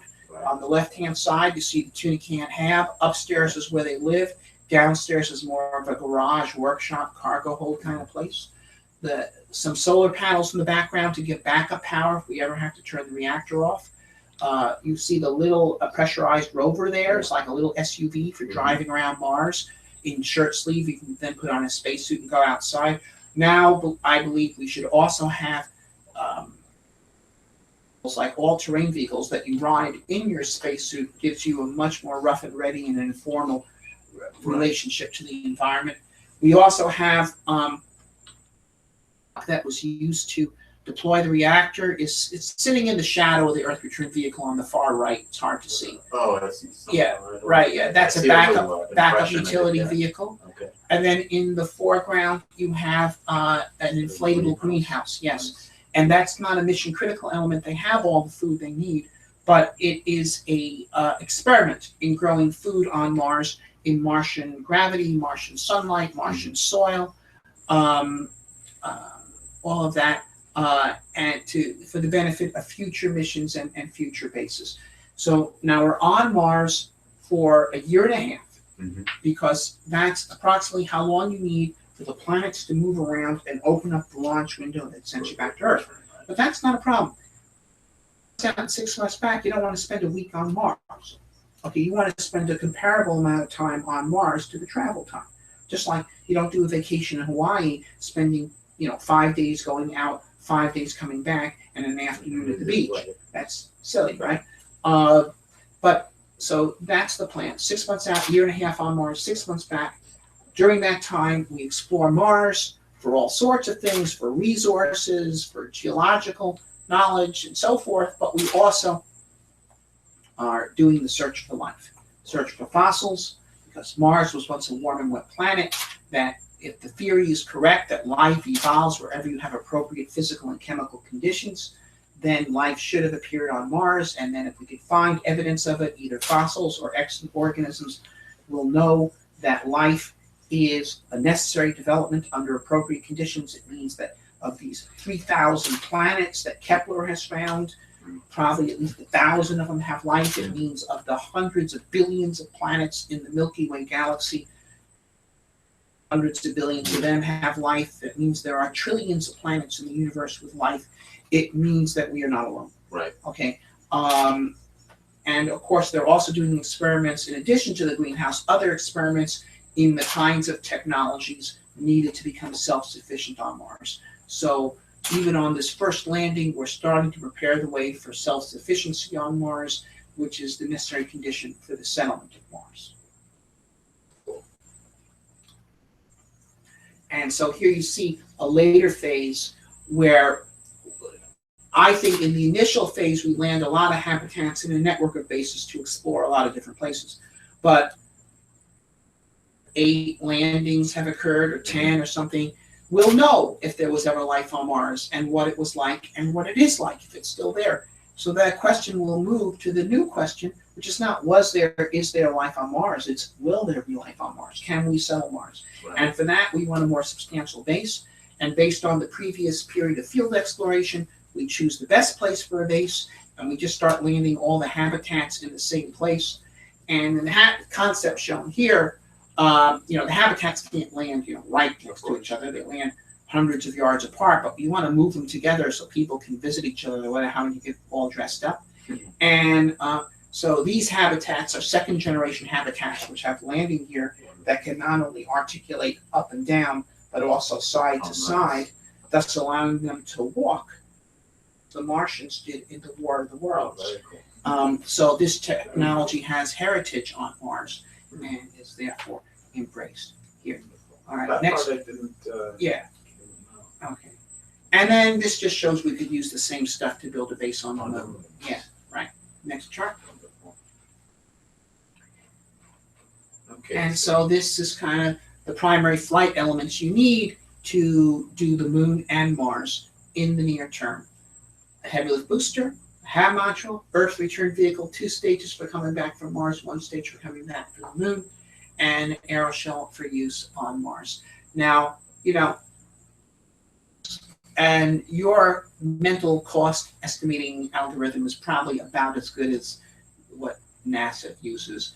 But, anyway, you slice it, you're not looking at $400 billion there.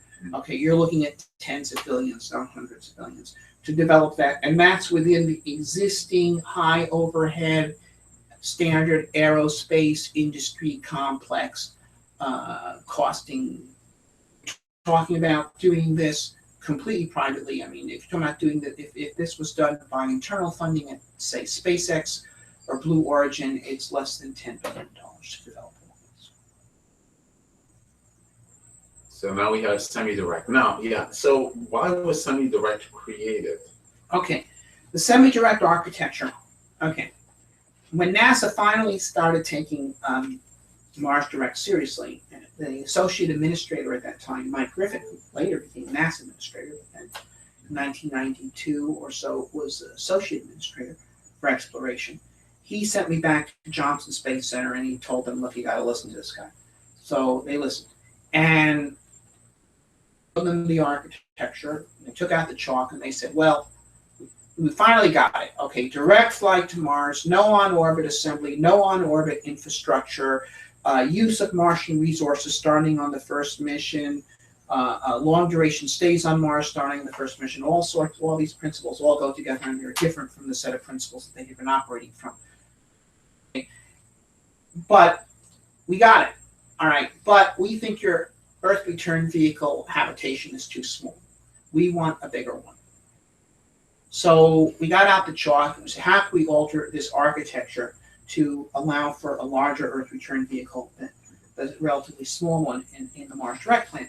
And so we came up with an architecture for a 3-launch architecture. Is to have with the crew that goes to the surface of Mars, same as in Mars Direct. Another is for a Mars ascent vehicle surface and makes its propellant. And it has a relatively small cabin, about the size of a space capsule like the Dragon or the Apollo capsule. Right. Okay. And it only flies from the surface of Mars to a highly elliptical Mars orbit, where it rendezvous with the third payload element, which is the Earth return vehicle, which is a substantial habitat, the size of the surface HAB module, has with it a propulsion stage that is enough to kick it out of high Mars orbit and shoot it back to Earth. That's a relatively propulsive requirement to do that. Because in this highly elliptical Mars orbit, it's very loosely bound to Mars. You just give it a little kick, Right. And it's on its way to Earth. So this way, they They have to do a mission critical Mars orbit rendezvous on the return leg. There's no rendezvous on the outward leg, but they have a much bigger habitat to come back to Earth in than they would in the Mars direct plane. So there's 3 launches. There's one orbit rendezvous. That's the downside compared to 2 launches and no orbit rendezvous. But they have a bigger hab on the way back, and in fact, they could have a bigger crew. They probably have a crew of 6 on the mission instead of my crew of 4. And it's less sensitive to launch capability. If you went back to a crew of 4, you could use a smaller launch vehicle than the one that I. Now, another advantage of this one is the amount of propellant you need to make. It's only about 1/3 as much as in the Mars direct plane. So instead of needing a 100 kilowatt reactor on the Martian surface, a 30 kilowatt reactor would be good enough.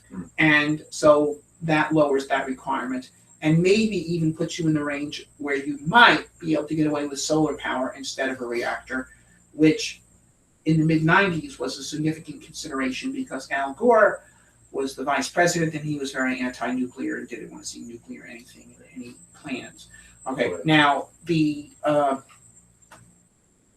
the semi-direct architecture, and that was the architecture that was embraced by Johnson Space Center as the basis for what they call Design Reference Mission 3, which in my view remains NASA's best design reference mission. Now, they did a cost estimate on Design Reference Mission 3, and these were the same people that had costed out the 90-day report at $400 billion. Their cost estimate for Design Reference Mission 3, which is their version of Mars Semi-Direct, was $55 billion. So they came down by a factor of 8 in cost. And this is apples and apples, same costing models.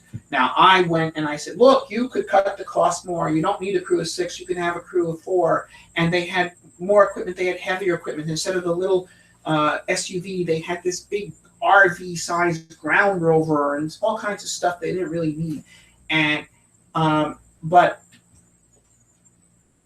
what Carl Sagan actually said to me at the time was, look, Bob, it doesn't matter. Okay, it doesn't matter whether it's 50 billion or 30 billion. What matters is that it's tens of billions, not hundreds of billions. And that is true. Okay, so that what they had done is converged on a method of going to Mars, which instead of, being some gigantic determining expenditure, was more like the cost of a single medium-sized miscellaneous military procurement, like the V-22 tilt rotor aircraft is a procurement of $40 or $50 billion or something. It's something that it hardly even makes the news how much money we're spending on one particular aircraft or something. And now, what happened was, around 2011 or so, I visited Elon Musk at his factory here in Los Angeles, and he showed me some of the stuff he was working on, including the Dragon capsule and the Falcon Heavy. The Falcon Heavy would have a capability of lifting about 54 tons to low Earth orbit, which is considerably less than the Ares that we designed for Mars Direct. We don't have an Ares, and we will soon have a Falcon Heavy. Is there any way that we could design a human Mars mission within the constraints of the near-term SpaceX hardware set? I set myself that task, and it turns out that if you cut the crew to 2 people, okay, and you use the semi-direct plan and do the Mars mission that way. And so I actually published it in the Wall Street Journal, and it's also in this little booklet, Mars Direct, that is available both in print and as a Kindle book that describes this scaled-down architecture that uses the Falcon Heavy and the Dragons and an inflatable HAB module that comes out of the Dragon, because the Dragon is too small to live in to go all the way to Mars. It's fine for the re-entry capsule at the end of the mission. It's fine for a Mars ascent vehicle capsule. but we want a bigger habitation on the Martian surface and in transit, and that could be done with an inflatable. So, suboptimal architecture, but you could do it, and it would be very low cost. Now, recently in Guadalajara, Elon Musk presented his plan for an interplanetary transportation system, and with an extremely large vehicle, required 500-ton lift to orbit, which is 4 times that of the Saturn V, and in my view is not realistic. However, the thing about that architecture that he had, in addition to direct return to the Martian surface using methane oxygen, which is a Mars direct idea, the very original idea was he would get to lift this 500-ton payload to orbit with this powerful upper stage, and then he would refuel that upper stage on orbit and then use that to send the payload to Mars and in fact all the way to the Martian surface. Right. Now, I don't agree with the latter part of that, but there's something there that's really good. If you took the Falcon Heavy, which could lift 50-odd tons to Earth orbit, and then you refueled its upper stage on orbit, then it could then push that whole 50-ton payload that it lifted to orbit trajectory. And that is a comparable capability to the Ares launch vehicle that I had specified for the Mars Direct. That is, see, because what really matters here is not how much you lift to, how much you send to Mars. Right. And if we could refuel the Falcon Heavy upper stage on orbit, it could send the full Falcon Heavy orbital payload to Mars, 50 tons, instead of just 18, which is what architecture using his stuff had required. And now you're back to Mars Direct. You're back to 4-person crew, a good-sized habitat, and everything you need. So I recently published a critique of the SpaceX interplanetary transportation system, and people wanted to find it online. It's posted on the Mars Society site. It was published in a journal called The New Atlantis, and the details are all there. And I give it a mixed review, but there are ideas in there that are extremely powerful, and that they don't necessarily need to be thought of in the context of this gigantic futuristic spaceship. There are ways they could be incorporated into hardware we have, and frankly that SpaceX is going to have very soon, be enabling for human Mars exploration in the 2020s. That's awesome. We're rolling up on. I would like to sit here all day with you. And this is so much fun for me, and I hope for everyone else as well. I hope you're having as much fun as I am. Now, Dr. Zubrin, he has several patents from the time when he was 20, all the way up to, I guess now he's still probably. I have about 15 patents or so. So he's a pretty busy guy. So I know he has a patent for a reusable airplane, meaning it's a rocket. No, the rocket plane that is actually refueled at altitude. Yeah, I'm a co-inventor on that patent with Mitchell Burnside. But I've got lots of patents relating to things in the astronautical world, and also in the energy, because I've also worked in synthetic fuels and done stuff like that. But actually, my first patent I got when I was in, I invented when I was in high school. Okay, I was 17 when I was invented. The patent actually came through when I was 20. Checks. Right. And I noticed that you we went out and we found this set, and obviously it's a 3-player set, so person to play this thing, or at least get the game started for us. And they'll all probably beat me in like your first Okay. thought. So or this whatever. so this is really a blast from the past for me. Right. Okay, but okay, here's the thing about 3-player chess. Okay, Uh-huh. well, first of all, just the key's the board, Right. and I wanted to maintain symmetry, but in 3 directions. Okay, so what you have, a normal chessboard, as it were, is 2 4x8 territories of squares that are attached to each other. 4x8 areas of squares. Right. And I put them together by bending the squares. And this is what a mathematician would call homologous to a regular chessboard, in that if you took any move here, say you take this bishop move, okay, queen bishop would move on a regular chessboard from bishop 1 to queen 2 to king 3 to bishop 4 to knight 5 to rook 6. And so here you are, rook 1, 2, 3, 4, 5, 6. So any move that you wrote down in chess notation for a regular chess game would also be possible on this board, and vice versa. So this is a mathematical homologue to regular chess. Now the thing though, and all the standard moves happen, but you'll notice this bishop is moving in kind of an arc. Okay, and you know, if there was a rook here, it would also move in a kind of an arc because the squares are bent. But the real difference between this game and standard chess is, once you get used to the bent squares, is that it's 3 players.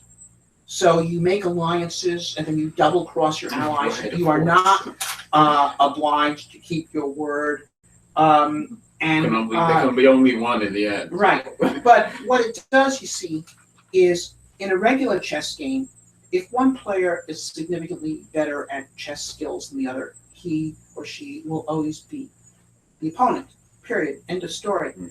In this game, you could have players of very different levels of skill be able to play with comparable chances of winning, because a large part of the game is just kind of playing the people and negotiating and seeing if you can't get someone else to do something, and then Nice. double cross them at the right time. And then the other thing is, because there's 3 players, it's kind of hard to define checkmate, because in other words, if you're attacking the enemy king and there's a square he could escape to that is under threat by the 3rd player, is that 3rd player really the friend of the enemy of that guy? All right, so a player is not eliminated until his king is actually taken by a piece. That then is definitive. But then what happens is the remaining pieces of that player become soldiers for the guy who took it. You know, if you take his king, then if he still has the queen, knight, bishop, pawns, and so forth on the board, they are yours to move. Although you don't get his turn.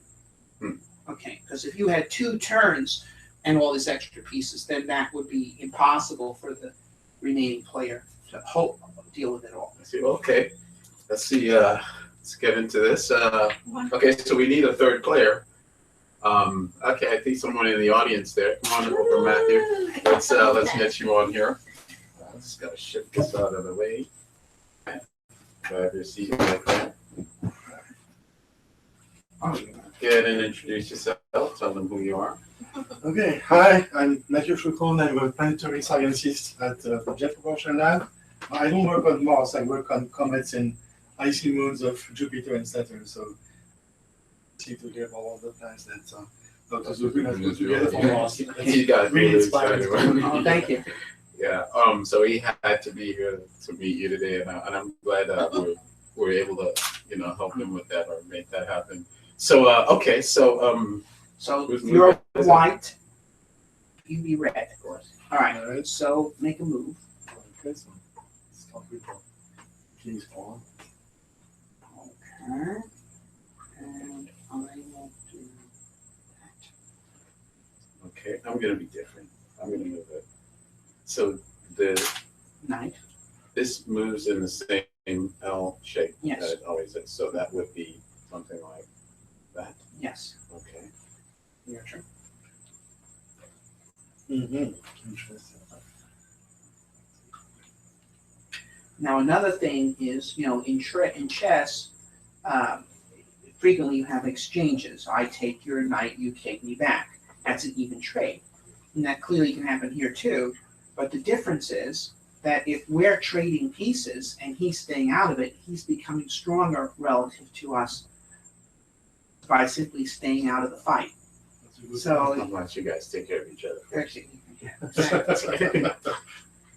The smart guys kill each other off. Okay.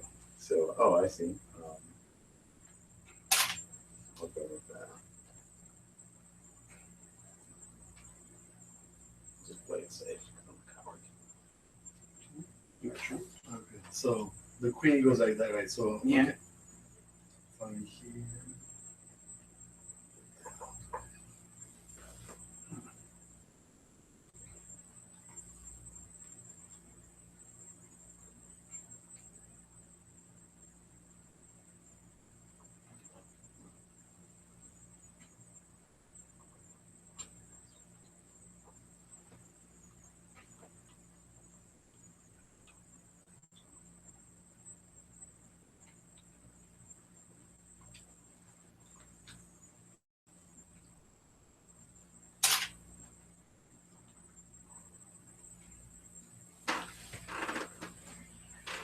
This should take a couple of days. Well, first it takes an adjustment because it's Your mind around it, yeah, and then yeah. finding two opponents is really interesting, very different with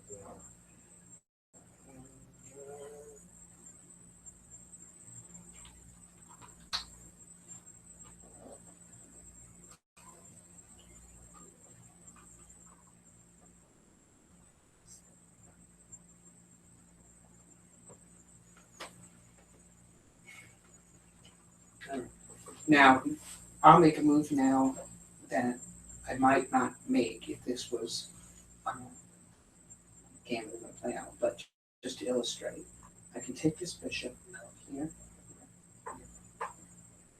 Oh, right? So, okay. Okay, first step, didn't I tell you guys? okay. Okay. So now you could take I me could back. just take this guy right here. No, not like that. This one. Oh, okay. Oh, yeah, that's right. It kills diagonally. Mhm. I have to brush up on my chest. All right. Now you see, if this was regular chess, this would have been a very advantageous move for me because knight and bishop are worth about the same, but I've wrecked your pawn structure here. Right. These pawns can't defend each other anymore. Right. On the other hand, we have benefited him because we're each out a piece, and he's free and clear Right. just by staying out of trouble. So we ought to do something. Stole my plan. so now I see an All alliance. Now we're gonna team up. Yeah, now that we have killed each other, we need to kill him. Okay, let's take care All of this. right. All right, ladies and gentlemen, thank you so much for tuning in, Dr. Zubrin, Matthew. I prepared a little closing for, based on the case from Mars.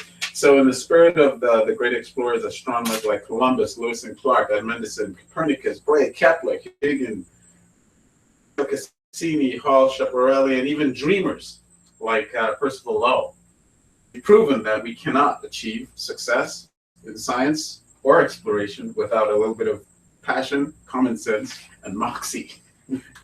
All right, ladies and gentlemen, thank you for tuning in. Also, Dr. Zubrin, where can we get these? You can certainly get them on Amazon.com and other online sites, and they're available both in the paper and in the Kindle versions. This is the latest.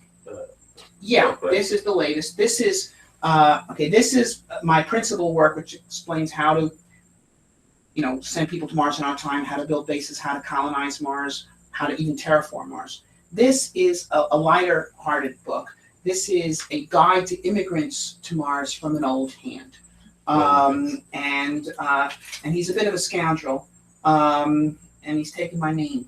That's fun. All right, so there you go. Wonderful. And also, there's the Dr. Zubrin also has 2 Mars simulation, one in Colorado called MDRS, or Mars The Mars Desert Research Station in and Utah. also he has the Flashline Mars Arctic Research Station in okay. northern Canada. in northern Canada. I believe that's on Devon Island somewhere Yes. out there. Okay, so these guys they do like research. You know, it's a Mars simulation. So I'm gonna just try to get to the site really quickly before we Yeah, we actually have an international crew in that station right now. The captain is a Frenchman, Alexander, as you know. And there's also a Russian, Anastasia Stepanova. There's 2 Australians. There's someone from India. There is a French Canadian. And I'm sure I'm forgetting someone. A Japanese. And so, and the person who's running the program is an American, but she is not part of the crew. So it is a multinational crew, and they're on an 80-day mission there. And then the same crew is going to be taken to the Arctic next summer to continue it there. And we're going to have an ability to compare using the same crew simulation you can do in the desert versus the Arctic. Because the desert simulations are much cheaper than the Arctic simulations. And if we can get, 80% of the science for 10% the cost, then that would show the desert simulations are a superior way to proceed. On the other hand, if you can only get 40% of the science at half the cost, then it's not as good a way to proceed. Great. Okay. So how can we help? I mean, well, before we go into that, how can we get a tour? Well, okay, first of all, the crew slots for this season are already filled, but next summer there'll be a call for volunteers. Okay. And if people can go up to the Mars Society website and sign up to join our mailing list, and then you get bulletins. So you can become a volunteer at the Mars Desert Research Station. We're also be a member of the crew. Usually for 2-week missions. Qualifications? Well, certainly scientists, engineers, but we also have a place for writers. I believe that a person of words should be on the mission. One of the members of this crew, Analia Beatty from Australia, is a professional writer. And the Russian, Anastasia, also has journalistic abilities, and they're sending out reports in English and in Russian. And this is very important for people to be able to participate in this mission. It's really good if there's someone there who can keep a journal. So that's just one illustration of non-technical skills playing an important part in the mission. Now also I should say the Mars Society has various contests. We have a University Rover Challenge where college students build rovers that are taken out to the desert here and are competing at various exploration tasks. And we have just announced a high school rover contest, which is going to take place in Denver next May. And the rules have just been posted on the Mars Society website at marssociety.org. This is open to high schools anywhere in the world to take their rovers to this. We're going to create this Mars Yard at the Wings Over the Rockies Museum in Denver. And the rovers are going to be tasked to do a long trek through difficult terrain, to find fossils, to operate an apparatus, and to bring a tool to a stranded astronaut. These rovers will have to be remote controlled with the operator in another place, looking through the camera as the rover's eyes or his eyes or her eyes on the computer screen to do all these tasks, and the ones that do it the best will win. Awesome. Yeah. Sounds like fun. So yeah, I think I want to sign up for, volunteering at some point. Yeah, the way things are going around here, Mars is looking better every day. Yeah, sure. It's right. I know, I'm just going to get out of here. So I'll move to Mars. All right, guys. Thanks again, Dr. Zubrin. Thank you so much. All right. Matthew, thank you. Ladies and gentlemen, Dr. Robert Zubrin. Bye-bye. Awesome. Thank you so much. All right. Yeah, can we get some photos with you? Sure. This is You're the both first, signed. yeah, and let's get a photo with this image too. Totally. You're the first guys who ever picked Oh. up on that. All right, photo, Yeah. and also, here. Just forward this thing. So, well, you can email me a few photos. Okay, yeah, absolutely.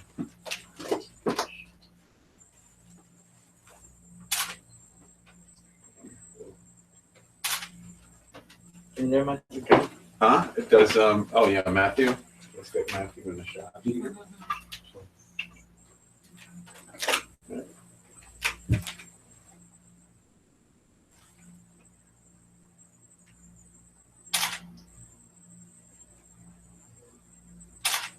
Great.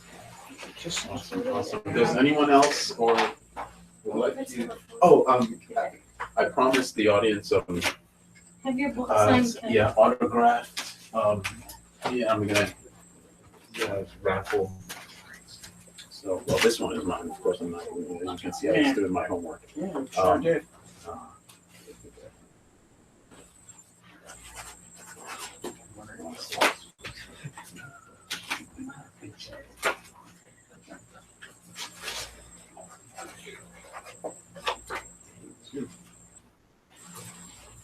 If there's a Sharpie, is there a Sharpie over there? I would like this photograph as well. I don't know. Is there a Sharpie there? Yeah, that's it. This is Right not there. a Sharpie. Yeah, that's fine. It'll work. Really? Autograph the top of the Oh, wall? yeah. The bottom, Cab, no. Or wherever, you know, you guys. Don't hurt the top. Oh, yeah, and it'll absorb in there too, so that'll be great. Wonderful. God, I'm having separation anxiety with this one. No. Awesome. Well, thank you Great. so much. All right, that worked out I well. hope we get to see each other again. Picture. You guys, okay, Real come on, quick. let's do it. Let me just move these chairs out of the way. It's gonna take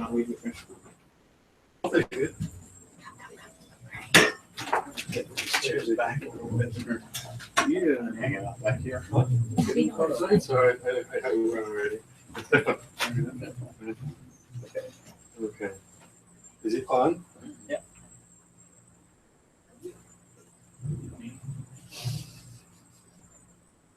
One, two, three. Okay. One more. Yeah. All right, just one more, hold on, give me, pick up the chessboard if you would. Oh, great. Oh, I took the pieces off. I know, we'll just have to live with it. Oh, okay. Okay, sorry. but, Carrie, just get a picture or two. Of course. Okay. How do you do it? Just put You like wanna three put the pieces picture on. real quick? Yeah, we don't, Okay. no, we don't have time for that, we'll just do this. All right. My favorite. Or maybe hold it like this, Oh, Yeah. so we can see exactly what it is. Mom? Mhm. Okay, guys. 1, 2, 3. Another one to be very sure. Perfect. Awesome. Okay, thank you. Thank you Yay. so much. All right, thanks. So, what were you parked at the hotel? Yeah, okay, we'll walk back over there, and it seemed to be, Come on, what you wanna come in? Yeah, But, let's, you can, yeah, you can just stop, maybe. Oh, let me get this picture.